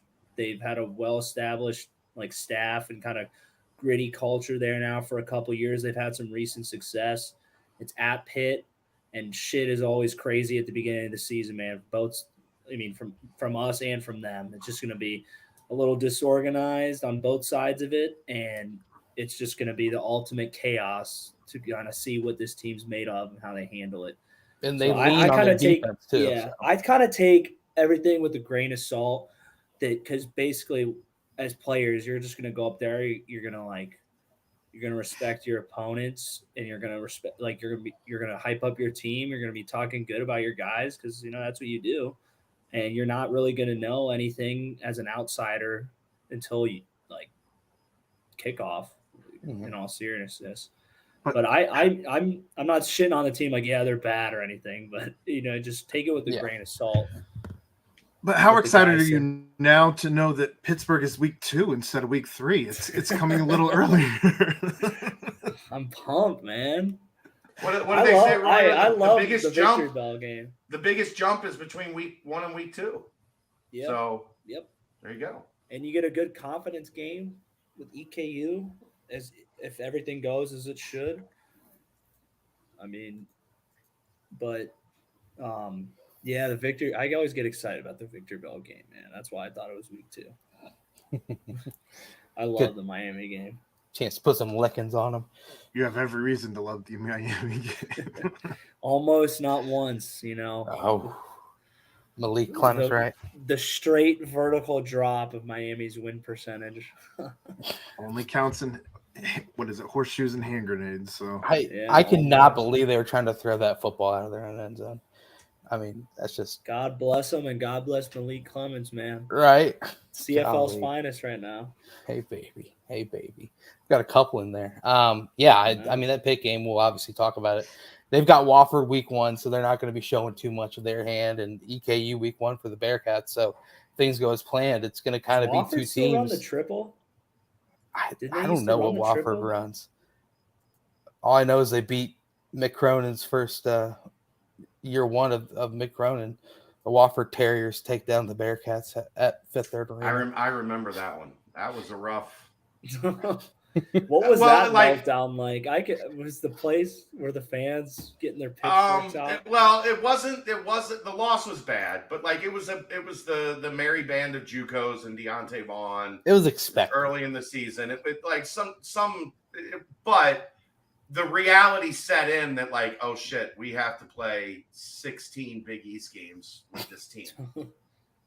How did it go? I don't remember. Not great. Rough. It didn't go great. The worst was like compare it to the 2017 Bearcats football. Significantly worse. Oh shit. Yeah. I'll listen to Dan Horde talk about like the Bearcats down 23 to South Florida, and I'd be like, oh gosh, this is Ryan. It's the only time there were, I think, 3 games I left early, where it was just like, at the time I had just started. Like my first season was Mick's first season, and I was doing essentially I was doing like highlight videos from games, sitting on the baseline, shooting video, and then going home and like chopping it up and making like highlight videos. And you could not have picked a worse year to be responsible for highlight videos because not a lot of highlights. There weren't. So normally, like what you do in a highlight video is you shoot the video, and then at the end you like give a little thumbs up, so you know, like, okay, use this one. And there weren't many. This didn't happen in front of the camera very often. There was a couple times, like early second half, I was just like, I'm gonna beat the crowd, like, and this is a job I've been wanting to do my whole life, and I was like, I gotta get home. At work, I got shit to do in the morning. I mean, there were some good like offensive rebound stickbacks by John Williamson, but that was might have been about it. Yeah, there was quite a bit of those. Yeah, it wasn't like that was Connor Barwin versus like Greg Oden. Yeah. Who was the guy at Memphis? Joey Dorsey. Mm-hmm. The guy at Pitt, Aaron Gray. Was that him? Yeah, I mean they had. Aaron Gray was their big dude, but they had like Sam Young and but those are guys that Connor Barwin. Connor Barwin played center. Was guarding them, yeah. At 6'3.5", like 230 pounds, like he would have his back in like Greg Oden's, like it was below his waist. Oh my god! You know what? They couldn't move him. They couldn't move him. Greatest thing about that year, though, Ryan, they beat Xavier. Yeah, they did beat X. It's incredible. Then lost like 15 of their last 17 games. Pain. Yeah. Whoops. It was tough. That was a tough one to get through. They turned it around eventually. They did. 16 and 17 were not fun either at football. Don't get me wrong. Yeah. Those weren't great. Yeah, that UCF game. Oh. I'm just hoping that doesn't happen this year. Because, when you got a new staff, I mean, the wheels can fall off quick, man. So. Yeah. Yeah, I don't know. I'm nervous. That was a weird situation then. Who knows? But camp's over. Fall camp, that is. Let's close the book on it real quick. After reading and listening and talking about different things, Aaron and Ryan, and then I'm going to get to Chad. What would be your main takeaway or maybe your dude of the camp? You both exited stage left. I brought you right back. I'm back. I was going to use the restroom, but, I'm going to have to hold it for this one for the boy Brent. Come on. Hey, this is the podcast. Everyone's involved. Who would you say due to the camp, or kind of your main takeaway? Aaron, Ryan, then Chad. I'll let you marinate over there. I guess I'm gonna say Deshaun Pace. Damn, stole mine. God. I just feel like he was mentioned pretty much every day. Every day. He was always making plays every time I was around. Mm-hmm. And it felt like it got to the point where you were mentioning him because you had to, but you already knew he was going to make the play. Like it didn't even like stick out as something that was exciting or fun to watch because you expected it. It became an expectation, not a surprise, not something that stood out. It was just, oh, there was another play and Deshaun Pace was involved. Weird. Yeah. I'm super excited. I'm agreeing with Aaron, and a whole another dimension to it too is kind of like how DP had kind of like a step down like last year from like his standard, and I think it speaks a lot on him and the offseason he had and adjusting to a new position too. It's not, even though it's a very similar position, it's still different, learning a new defense, and to just make that big of a jump even past where he was before last year. And to be covering, like he's covering slot receivers, tight ends. Like he was not asked really to do any of that. Much as that, yeah. In the old defense, evolved his body, completely added more athleticism. He looks like it. Yeah, looks like a DB. Honestly, It's kind of crazy. Yeah. That would be my first instinct as well as DP. Mm-hmm. Threats had an awesome camp. I thought Sammy had an awesome camp. And Emory was really good. I mean, the only thing that hurts Emory is he missed the last 3 days. He wasn't part of that last scrimmage with the tooth extraction or whatever it was that he Did you had. get some veneers? Is that what it was? Nah, I think he had a tooth pulled. Oh. So it just didn't make sense to. You don't risk it 2 weeks from the season to have something crazy happen. Offensively, I'd have to say Braden Smith, because there was he was one of the least fanfared recruits. Mm-hmm. Like there wasn't a ton of hype when Braden Smith came to Louisville. Too. Yeah, it was just like, okay, they added a Louisville guy. Like they needed depth in the wide receiver room. They added some depth in the wide receiver room. I'm sure Satterfield expected it, but I don't think anybody was like, oh shit, like we found a guy that's going to be a game changer for us. Mm-hmm. And if there's anybody on that offense that looked like a game changer over the 2+ weeks of camp, it was Braden Smith. Yeah. So I mean that one I think is kind of easy offensively. Xavier Henderson got significantly better as he got more comfortable and his camp went along. Donovan Ollie had a really good camp. Chris Scott had a really good camp. Evan had a really good camp. Shimon and Singletary. Dave loved Miles Montgomery back there. Yeah, I love Miles Montgomery. I mean, him and Corey, I think, are going to be a pretty potent 1-2 punch. And then you've got Ethan Wright and Ryan Montgomery kind of waiting in the wings. I thought Stephen Bird had a good camp. So, offensively, I don't think there are as many guys that are ready to be stars as there are on defense. Mm-hmm. But I do think there is enough talent accumulated on the offensive side that if the system that Satterfield runs takes hold, that they have more than enough dudes to make plays. More than enough dudes to make plays. Right. For me also, and Chad, you can kind of expand on this. Obviously camp is... I don't want to. Okay, you don't have to. Obviously, camp is going to kind of highlight a little bit more of the skill players because that's kind of the ones that are, finishing off the plays. But some guys that you'll probably see a little bit more on Saturdays, when it is completely full go and it is see ball, kill ball. I think DG is a name that you heard constantly by every member of the coaching staff.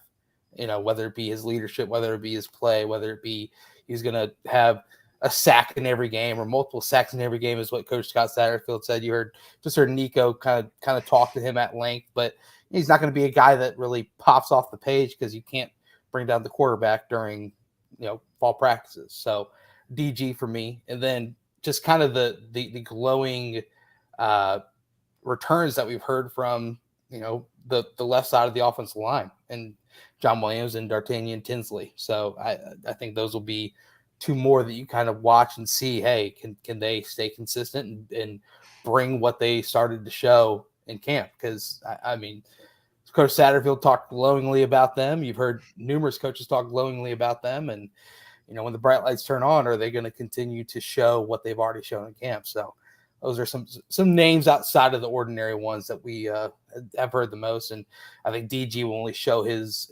effect once the real snaps are actually played. Yeah, I'd second that.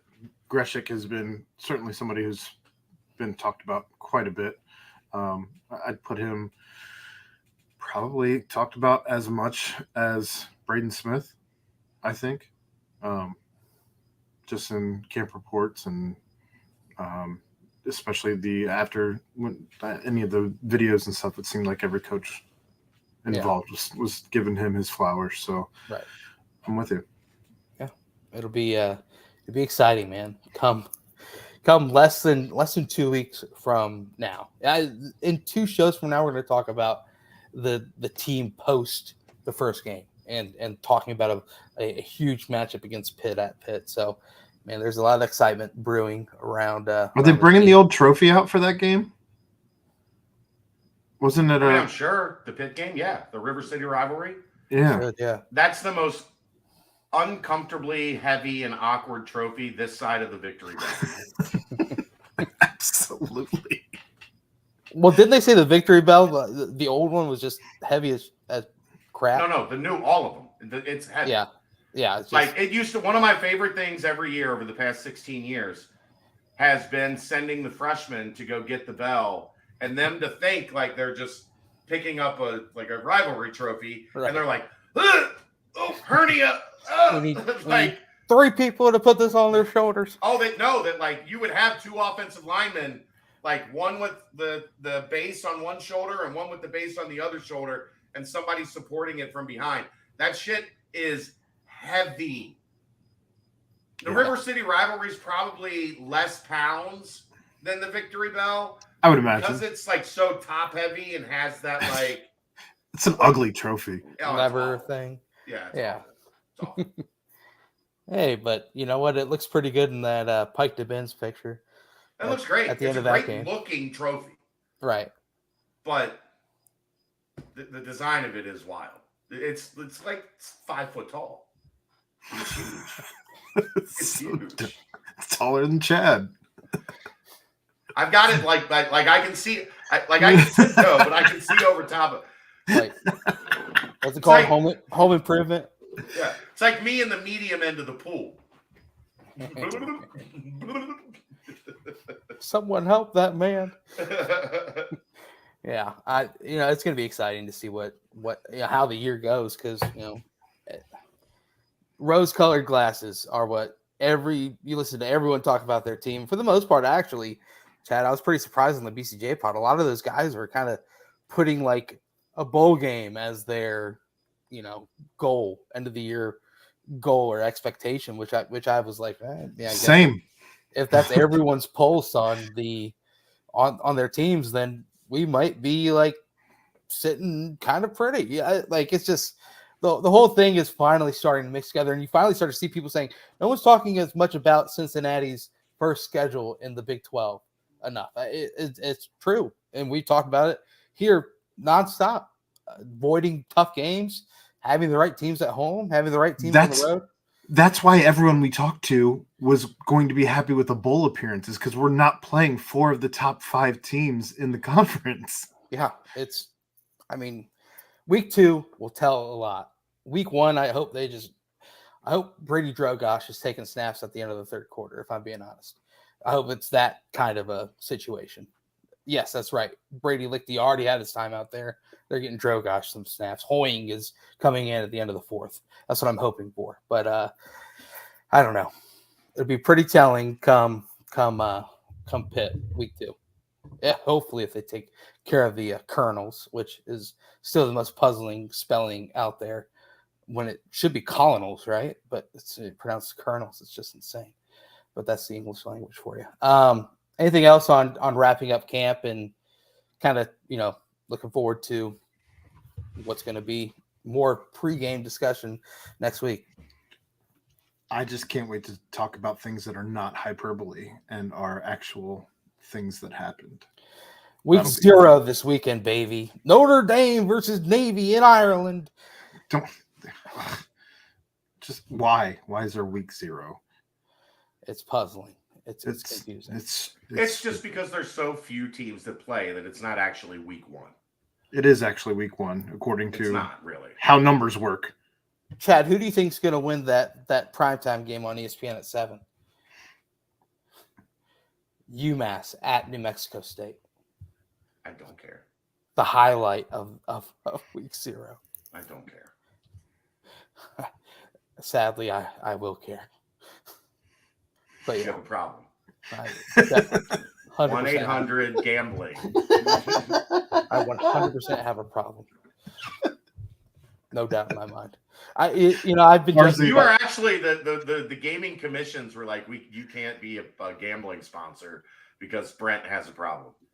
When I was talking with my guy about trying to sponsor us, but yeah, whatever. Anyway, no, he was like, "Nah, fam." Yeah, he was. I've seen your I've seen your betting slips. We're good. Remember that? Remember that This- one discussion we This had? segment brought to you by Back Alley Bob.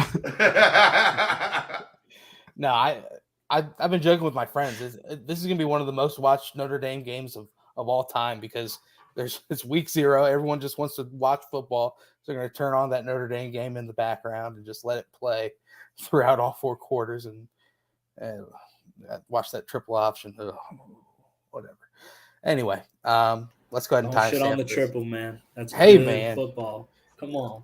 That's you, That's baby. Hilliard Davidson football right there. Come That- on. That's you. Actually, hey, real quick before we timestamp, let's wrap up football with 2 quick high school highlights. I just saw, Bearcat Journal retweet. Kel Woodburn and Gavin Grover had some touchdown catches this past week. I'm sure we'll have more high school mentions throughout the season. And then Emory Winston, a 4-star tight end out of Georgia, class of 2025, has the Bearcats in his final 6. If you guys have anything else recruiting wise, feel free to chime in. But Bearcats in the NFL, I'm going to say I thought it was pretty funny to see Tyler Scott get pranked by his wide receiver room downtown Indianapolis at Hilarious. the steakhouse, thinking that he was going to take the full bill. I imagine DJ Moore or someone stepped in and said, "No, don't worry about it. We got you." But that was pretty funny to see. Anything stick out to you guys, football recruiting or Bearcats in the NFL wise? No, not really. I don't watch preseason NFL games. I mean, that's just storyline. Thought Trey Dez had a Tucker. good little drive. Kind He of did. unfortunate. I did watch the early part of the Bengals game to watch Dez primarily. If it wasn't for penalties, he would have had him in the end zone 5 plays earlier. Like that drive lasted over 10 minutes. Not because it was just a grinded out drive. There were like 5 big plays on that drive. But because every time they made a big play, the Falcons offensive line shit the bed and set them back. And of course, that final stat line was show interception, and that'll be all Falcons fans to be like, "Oh, you see, he threw a pick." But I mean, that was a good play by the Bengals. So It was pass interference.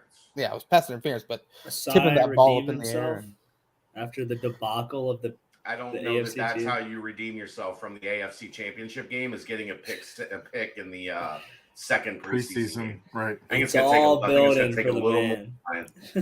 Take a little more. Oh yeah. Ivan Pace killing it. Trey Tucker, big receiver down the middle, big reception down the middle. Aaron, anything?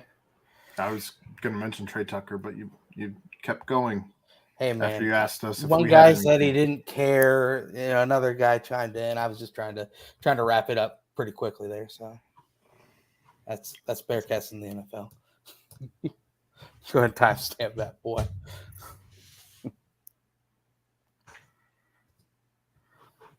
Oh, sorry. That's the Quick Paper Supply timestamp, your local and family-owned restaurant supply company. For all your non-food products, Quick Paper services over 150 restaurants with weekly low minimum next day deliveries, providing a wide range of food service products from to-go containers, cups, custom printed products, eco-friendly, and much more. They also have cleaning and restroom supplies for all your janitorial needs. Call Nick at 513-470-2029 and reference Bearcats for 20% off your first month of purchases. I'm getting a bunch of alerts from your Twitter chat. Are you in a fight right now on the old X? I am. What? Some guy claiming he has deep connected sources inside the UC athletic department that's been saying wrong shit all day. That guy has 84 followers. Why are you even engaged? Tell him you'll get Because back to him I after the enjoy it, podcast Aaron. you're on. Because I enjoyed Aaron. Go fuck yourself. Weird. Tell him you'll get back to him after the podcast. No, I'm arguing with him now. Oh man. Golly. That's why he didn't care Hey, about tell him to Bearcats tune in. the Tell him to NFL. tune in, and we'll put him on. No. He won't admit to who he claims that UC is a client of his and they pay his bills, but he hides behind a burner account. So You don't think that people just make burner accounts saying these types of things just to rile you up? Of course they do. That's why I stayed away all day. And then tonight I was ready to fight, so I'm fighting. But we're podcasting. They bring That's me okay. back in. I can do more than one thing at a time. I just read the timestamp. Oh shit! Quick favor spot. That I was don't actually care about reading. Bearcats in the NFL. I was actually reading a text message at that point in time. Okay. Well, it's time for a part that you're going to know a lot about. Well, first off, go ahead and send your next tweet. We'll mention two things basketball-wise. Right First off, gear day for the basketball team. Awesome. Those Jordan 13s were nasty. And, of course, Kenyon Martin in the comments. You're seeing James White saying we're back. It just further emphasizes the excitement. Yeah, of course, the whole apparel deal had a lot of,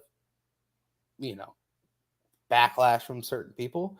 But it's pretty cool seeing the gear roll in, and it looked pretty doggone nice. Gear day looked cool. And then aside from that, there were a couple videos recently that they put out. I just wanted to ask around this circle. The two questions that they asked among the team, and hopefully Aaron and Ryan are listening, was that the first one was, who is the best cook on the team, the best chef on the team? And the second one is, who is most likely to miss the bus? And the answers are kind of all over the place. A lot of John Newman's for missing the bus. That's got to be some sort of an inside joke. And then the best cook, Newman got a lot of responses there too. Kind of all over the place on best cook. Around the room real quick. Aaron, I'm going to pass down to you. Who's best cook most likely to miss the bus out of the BCJ? Out of the BCJ? Let's go BBP. That's fine. Best cook to me easily. It's not even close. I can hold my own on the Blackstone. Thank You very started much. you started cooking like 6 months ago. Doesn't mean it's not good. But there's an experience factor. I don't care. I'm just I'm a better saying. cook than you. I'll bet $5,000 on that. I'm just saying. I make some good stuff on the Blackstone. Congratulations. If we had a hibachi off, you'd be up Schitt's Creek. No, And I wouldn't. $5,000 poorer. Yeah. Bring it. I'm down for this. Blind taste test. Which one's better? We could set that up. I don't have $5,000. I work for Chad. Well, no, we can just do like a little you might have $0 to keep it up. No, we can do a little nice, blind taste test. Royer. I was gonna pick Royer. He's got great tasting eggs. He's always drinking. He would just serve hard boiled eggs. That would be his thing. I'm taking Royer all the way. Most likely to miss the bus. I know what everyone's answer is going to be, but I'm going to throw myself under the bus because I have missed numerous. Because you're going to have a wedding to go to. I've missed numerous buses in the past. One was actually at a wedding. I was in California, and I had to, and I was trying to find a place to buy beer to bring back on the bus heading back. And it was me and three other guys, and we missed the bus. We had to Uber. It worked out, but yeah, I'm going to throw myself under the bus for missing the bus. But. I would have probably gone with you as well. Okay. All right. Fair. Very good. That's talking basketball here on the BBP for the current team. We've got questions about the waivers and whatnot coming in the BBP mailbag, so we'll touch on those. But recruiting real quick, LeBaron Philon cuts his list to Kansas, Alabama, Ole Miss, and Cincinnati, his final four. And then, of course, that's a dogfight right there.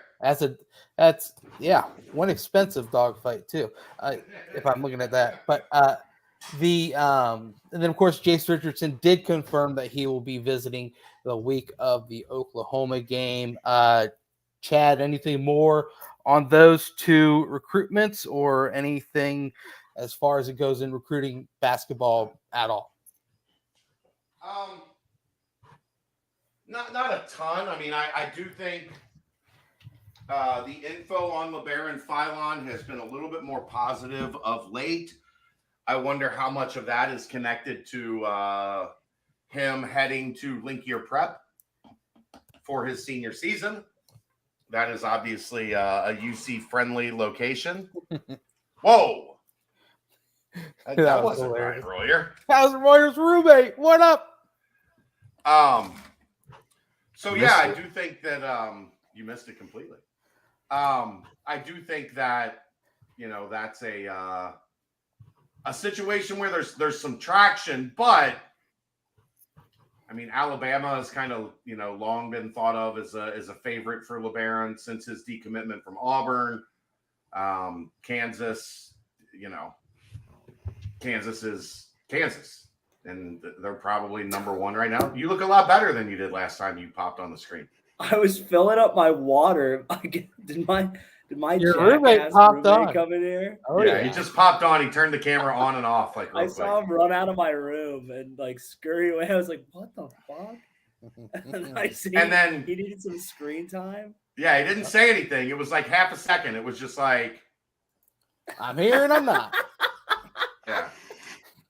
There he is.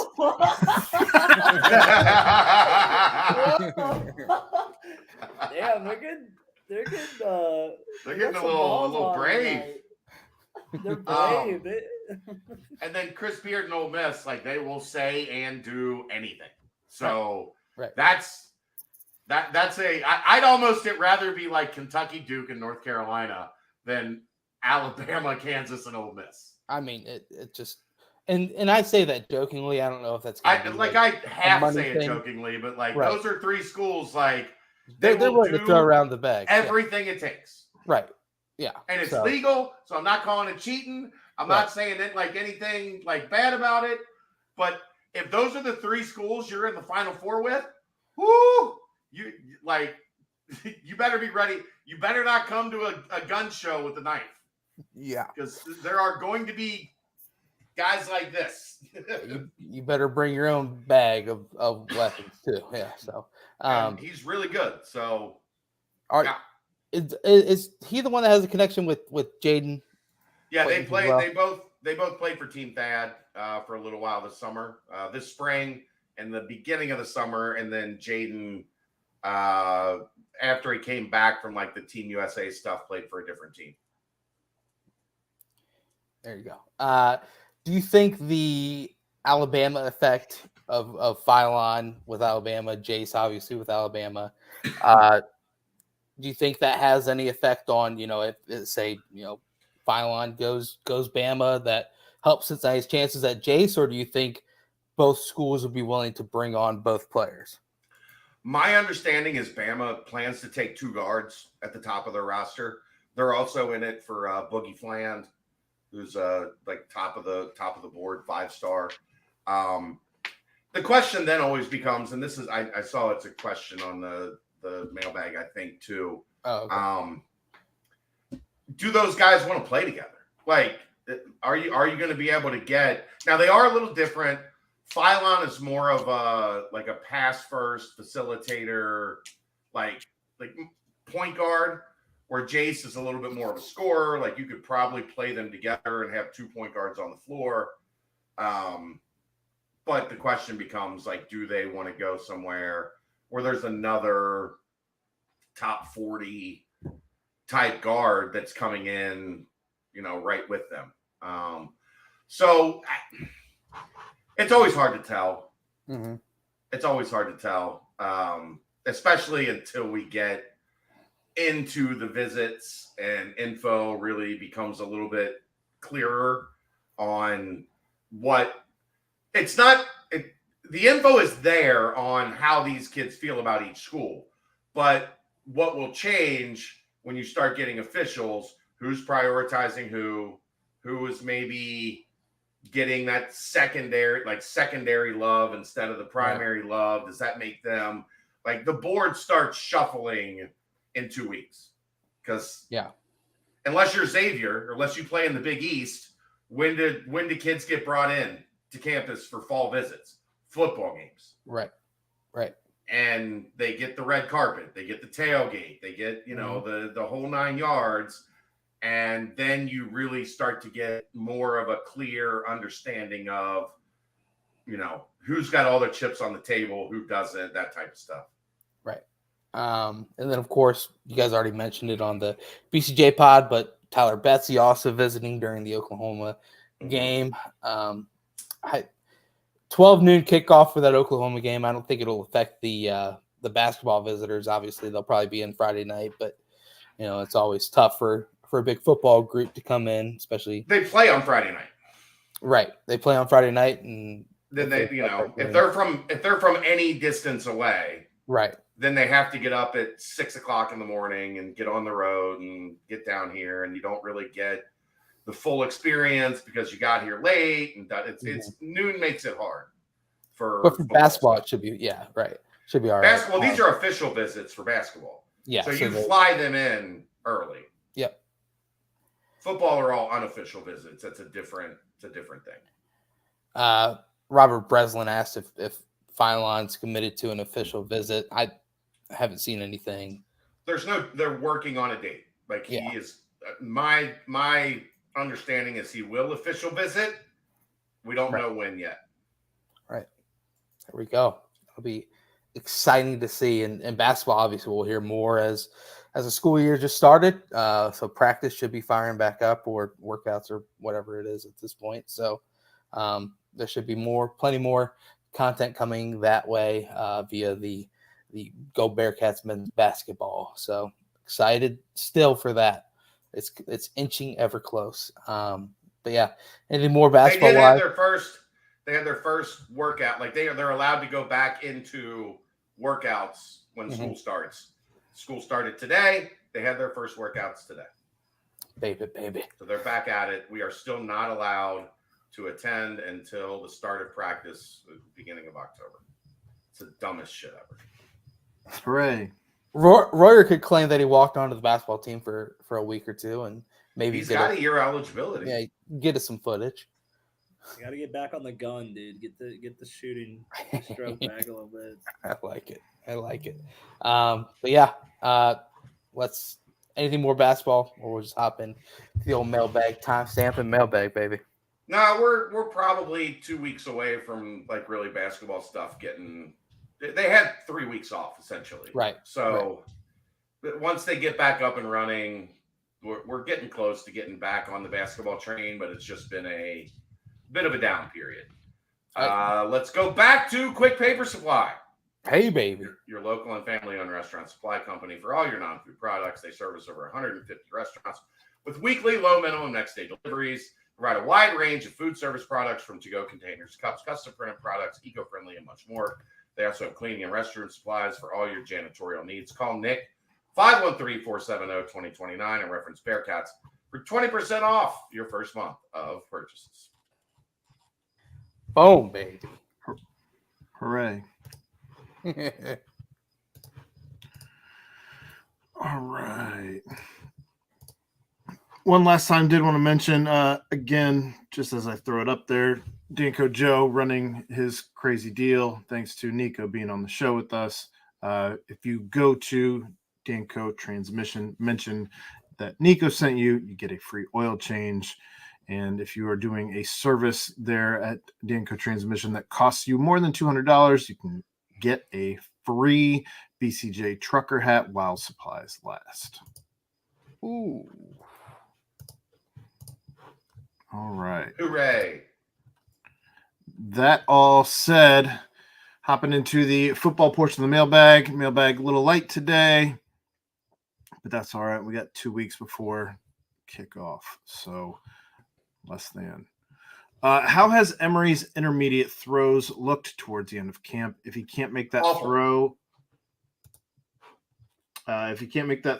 then teams will sit back to cover the deep ball. But does that open the run lanes that we're looking for? I couldn't tell you how his intermediate throws look towards the end of camp because he didn't practice towards the end of camp. So out with a tooth. How did they look during camp? A lot better than the spring. He had. I thought there was one day where he had a similar problem that he had in the spring. Like in the spring, almost everything was high. Some of that was lack of talent and depth in the wide receiver room. Some of it was just not, maybe being comfortable in the offense and maybe trying to do too much. But when he often missed like well over the head of the wide receiver, which he didn't throw a lot of interceptions because his throws were, way high. He had one day of that. And then he had one day, which was Monday, a week ago today, where it rained like hard the whole practice, and the offense was terrible. But they tried to run their standard offense. They weren't doing what you would do in a rain setting. You know what I mean? So really, those are the only 2 days that I thought he didn't throw well. Does he occasionally still make a bad throw? Sure. But that's like everybody does that.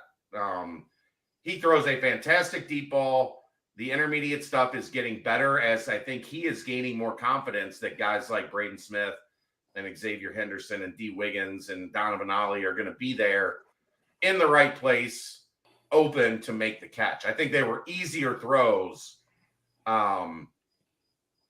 where I think, in the spring, it felt like every receiver was covered on every route almost, except for D. Wiggins and occasionally Donovan Ollie, where you're trying to maybe like juice a ball into a tight spot and you throw it high.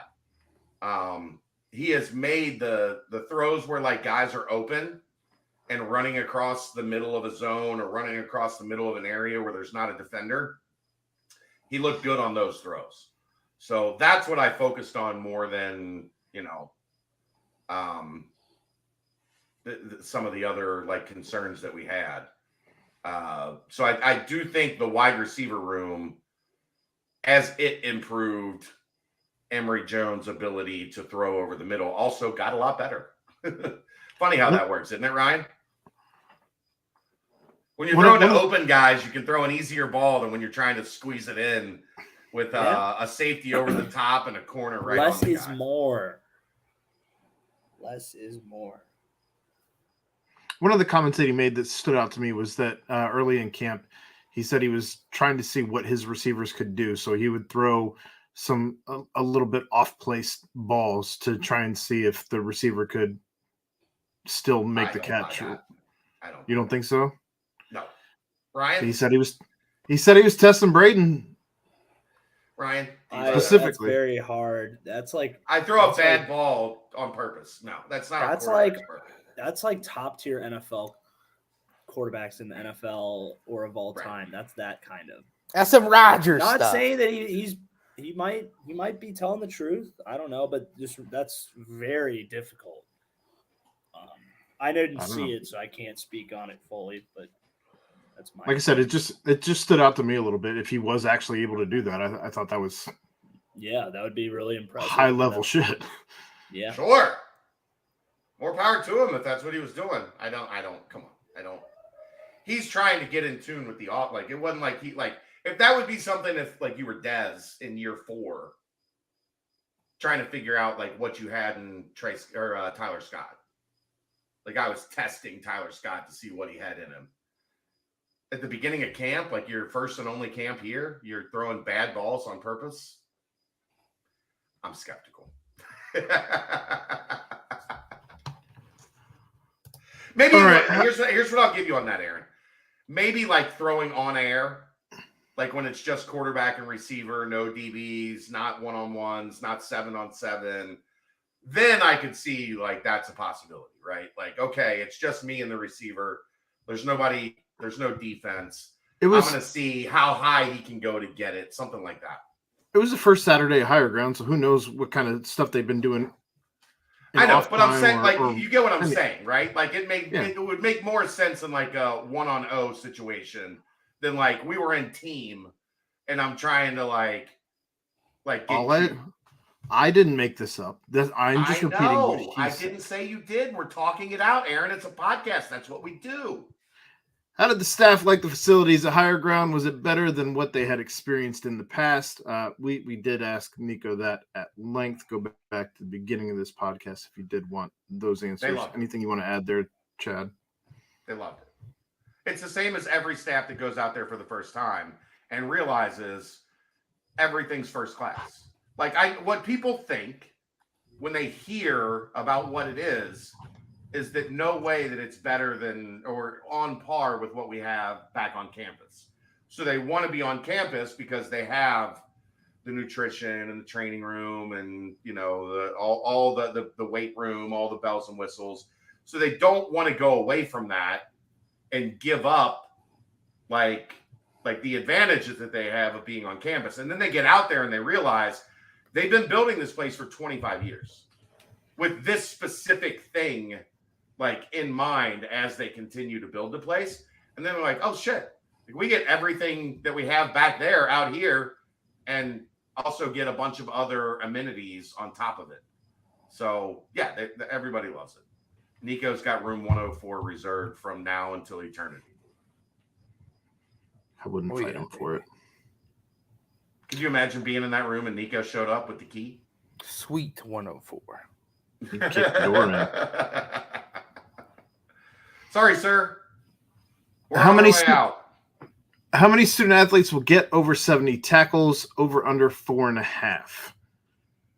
How many student athletes will be a part of student athletes? It's Merc. How many An idiot? How many student athletes will be a part of a touchdown, throwing, rushing, receiving, returning? They can only count once. Over under 18.5. It's the Big 12, so their teams run a lot of plays. I'll go at least 5 guys with 70 tackles. I think Pace gets 70 at least. Pace. Threats gets Both 100. linebackers. Yeah, Debo and Danco get over 70. I'm curious how much the new time clock rules will affect how many plays are run per game. That's fair. I think that's fair. I think they simulated that, and it was like it was like a difference, but not a huge difference. You know what I mean? But I over guess the course of a season, there's been no when you're looking at 13 games, say you're dropping off 15 plays. Yeah, I think they said it was like something like for each offense it was like 5 plays or something like that, 5 to 10. But I mean, if you're running 70 plays and now you're only running 60, that's significant in terms of over the course of a season. That's 100, or it's 85, 90 tackles. Right. And for reference, and obviously Ivan Pace completely blew this number out of proportion, but only 3 players had 70 or more last year. Yeah, but Ivan made all the tackles. Right. And then the year before, there was 5 that were 70 or more. I'll go under. I'll go 4. You guys talked me into it.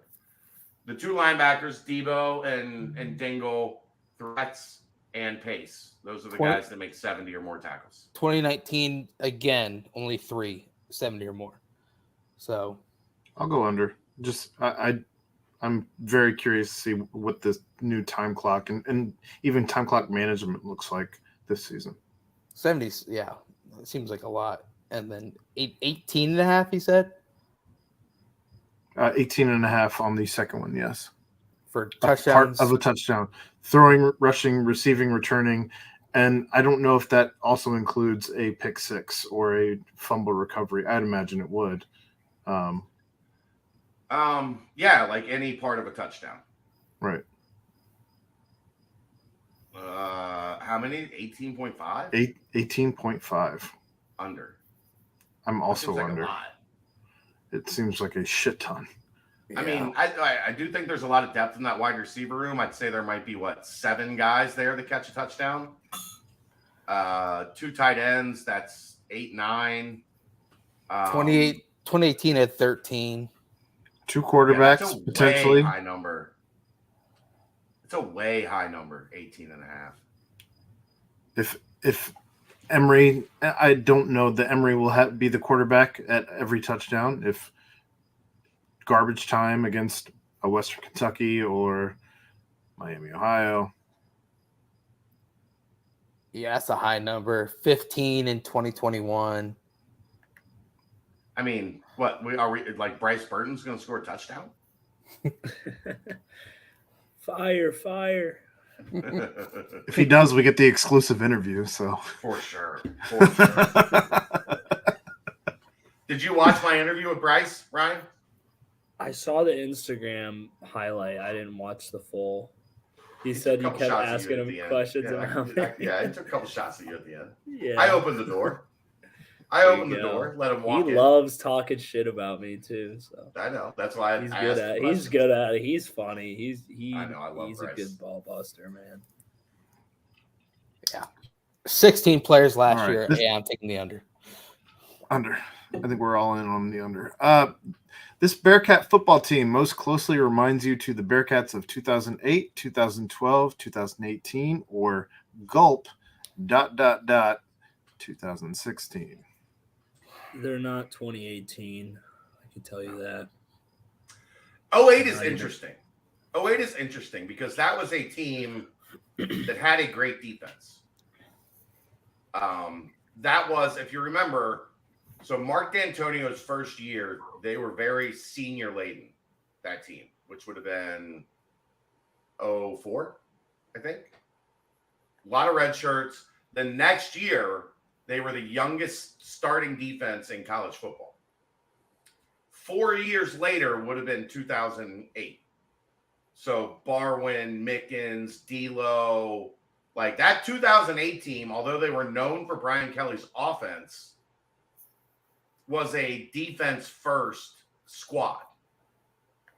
And then as things got cooking, the offense carried things until the Orange Bowl when Tony thought he played for Virginia Tech. I would go 08. Like, remember Ben Mock? Like, there was the Ben Mock saga all the way through that offseason. Marty really, like in 07, Marty wasn't great. No. Like Bones, I think Bones had a better 07 than Marty did. Yeah, Bones regressed. Yeah. So I'll go 08. There were questions on offense. We thought the defense was going to be really good. As the offense got going, that season kind of took off. Would you say maybe more 2007, year one BK, kind of, 10-3, Maybe. had a big road. I mean, a big victory at a conference. Maybe. 07. Well, they had a transfer quarterback. Yep, transfer quarterback. Went to a bowl game. Yeah. Yeah. Maybe 07. But that wasn't the question that was asked. Right. Yeah, out of those, I mean, not 2016. I'm never going to say that. Luke didn't tell the fans to get a job, so. So 12, I don't remember, just off the top of my head, I don't remember a ton about. Was that Munchie or Caleras? What, year one? Was that year one? Year one of Butch was 10. Yeah. 11, 12. So it was Butch's last year. They split a Big East championship, I think. 2012, 10-3. Was that Gunner? No, that was Brendan Kent. Munchie. No, that was Munchie with the win at Virginia Tech. Okay. 12 might be interesting. 12 might be an interesting comparison. I'd have to look at that 12 roster. It was Munchie and then Kay played a lot though. I think Kay came on at the end, right? Yeah. Yeah, that was the Belk Bowl game. Travis Kelce, baby. Yeah. All right. Well, that is the end of the football portion of the mailbag. Moving on to the basketball portion. Would we take both Jason LeBaron in the same class? I don't know if there's any more you wanted to add on. Sure. Would they come here with Day-Day and Jizzle already in the fold? That seems like a stretch. Yeah, they're all four guards. Like you're not playing, sure, one of them could play off the ball, but they're guards. I don't see Day-Day, Jizzle, Jason, LeBaron on the same roster. It doesn't make a whole lot of sense. There's only so many minutes and balls to go around. And on the wings, you've got Skillings. The dogs are fighting. It's bedtime for Kelsey, so the dogs are now downstairs. On the wings, you're pretty full on the wings with CMOS and CJ and Rayvon and Skillings, and it's crowded. Anything to add there, Brent? Nope. All right. It's, Just to clarify, have the waivers for Reynolds and Aziz been submitted to the NCAA yet? And if not, what is the strategy / reason for holding off? There's not going to be decisions until like mid to late October, early November. They're getting after it. What good does it do to you submit if there's still you're gathering information, you're putting your case together, you're dealing with doctors and mental health specialists. If there's not going to be a decision until October, like nobody's going to win an award for turning their waiver claim in first. The only objective here is to win the waiver claim. We turned ours in September. We turned ours in August. So we should get, it's not free agency. Like it's not the draft. Like being first doesn't mean anything. So like this notion that like UC is doing something wrong by making sure that their case is rock solid and they have all of the information compiled is silly. Like what else? Like what good does it do to turn it in right now? It also pushes back the appeal clock too, which A little bit is another thing to think about. Well, not really though, Brent, because the appeal clock doesn't start until the NCAA rules. Right. The NCAA right. is not ruling until October or early November at the start of the season. Right. Like whether you turned it in August or you turn it in next week, you're still going in the same pile that's going to get decided in that window. Well, I didn't know. And maybe you learned something from a football case. Right. True. Like maybe one of the football cases gets denied and goes to appeal, and there's something that's used in appeal that now the kid is eligible. Oh, well, good thing we didn't turn ours in because now we can include what happened in the appeal in our initial claim. Mm-hmm. And maybe you don't have to go to appeal. Or like it's strategic to kind of hold off and see what's happening. An unknown strategy. Who knows? No one knows. Well, no, it's not an unknown strategy. It's no, just like on, but an unknown because you don't know what the NCAA is going to say. That's you're right. creating a strategy for the unknown, but you got to create a strategy nonetheless. Well, but you're creating it for more of a known if you wait while these football cases are being decided. Exactly. Okay, now there's precedent. Now we see what's working, what's not working. Like it is wild that's law. Like that's what like waivers and appeals, they're all law technically. Yeah. It's wild that the football team didn't take on any two-time transfers that weren't grad students. I mean, D. Wiggins is two-time transfer, but he was a grad student. So, I mean, it's insane. I wonder if that was by design to not have to deal with any of this, but yeah. Or they just didn't have anyone that they thought could really like, let's be honest about it. They took these two guys because they think they can make the roster significantly better. Right. Not kind of better, not a little better, but significantly better. That's why you take – and Aziz came so late in the process after Micah was gone and there was a scholarship open. Like, what name a better player you were going to be able to get than Aziz at that point in the process? There wasn't any. That ends the basketball portion of the mailbag. The last portion, only one question in the banks. Coming from Skins, rapid fire. Should I buy Aaron a Yeti cooler or fix his AC in his car since he doesn't want Skunky since he likes beer? Yeti cooler. Hey. I'm trying to get you a Yeti cooler, Aaron. How much you got left, Aaron? A 12-pack.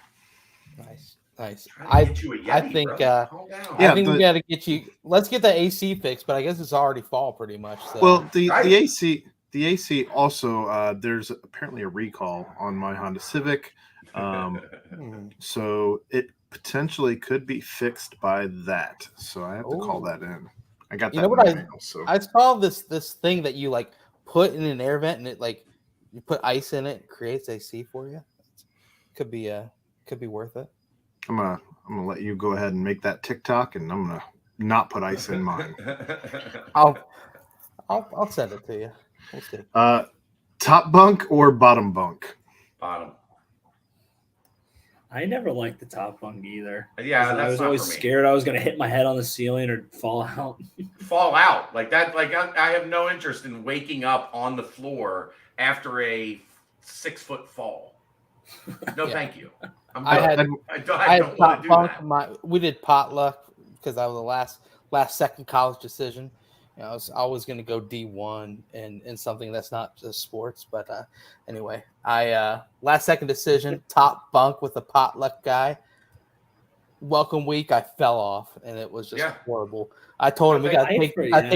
I said we got to take these bunk beds down, bro. I'm not sleeping up there anymore. And then of course my haunted nightmare came back. Family reunion a few weeks ago, or a month ago, Aaron, where I drove through Athens. There I was again, back up in the top bunk. This time I was a little nervous, heavy boy over here. I was like, am I gonna break this thing and smash my sister underneath me? I was like, no. Man kills sister from top bunk. I was nervous. I was nervous, but I was like, I was multiple. It'd be one of those Reddit TikTok. Yeah. What's the worst thing that ever happened to you? Family reunion. You guys seen Step Brothers? My sister was on the bottom bunk. Yeah, but but there was so much room for activities. There was, but yeah, bottom bunk, 1,000%. I'm going top bunk. I didn't have issues with it in the dorms. As a kid, I had a bunk bed, and I was top bunk's fine. Well, but now they've got bunk beds that you can like slide down from the top. That doesn't change that you're sleeping on the top bunk. I know. I'm also almost 40. I'm not going to be riding a slide down. Bed on the bottom, and then the top is like a little foil. No, absolutely not. Let me think about it. Are you a morning or a night person? We do this podcast until like 11:30 every night. I'm a night owl. Yeah. Hey man, the freaks stay up late at night. That's us. That's us, baby. I always hear those people say nothing good has ever happened after midnight, and I'm like, man, I got fucking. That's what I do every. Let's start a list of all the good things that happened to me after. But midnight. You know what? After that second cup of coffee, I become a morning person pretty damn quick. I'll tell you that. I've never had a wake up problem. Like I could be up until 4, and if I have to get up at 7, I'll be up at 7 and get my shit done. Like I'm fine. But if I had to pick, it's night. Yeah, I have a wake up problem. Also, stay up till the birds chirp. Don't wake up when the birds are chirping. Type thing. I got you. Follow-up question, assuming Chad uses some of his sweet YouTube revenue to reboot the classic Golden Girls, who from BCJ plays what role? What is this? You've never seen the Golden Girls, Royer? No. Oh, me neither. Royer. What? All right, Ryan. Your job before the next podcast is to watch at least 2 or 3 episodes of the Golden Girls. What is it? I know Betty White's in it, but that's about all I know. It's 4 old women. It's 4 old women in a Florida retirement community. One of them is like the ringleader, and then her mom, and then the slut, and then the like sweet innocent old like grandma type. Oh. It was like the geriatric version of Sex and the City. Yeah. Yeah. 85 to 92. Oh yeah. It's a classic. It's a fucking classic. Those were the years it ran and their ages. Right. Oddly enough. Betty White just died. Like she did that show in the 90s as an old woman and just died like last year. How was she 100? Yeah. Yeah. Well, and fucking Aaron, hilarious. Chad, what you got? Last day. I'm Dorothy for sure. I don't even know how to argue because I don't know who's there. Aaron is Sophia. Dorothy is Bea Arthur. Okay. Yeah, B. Arthur. Yeah. Aaron is Sophia. Is that the slut? No, that's the old lady, the mom. Okay. Yeah. Okay. always angry, always kind of like on edge. Like, yeah, you can't have any problem with being Sophia. You're Sophia. You know you're Sophia. I have a different persona here than I do in real life. You get that, right? I don't think you do.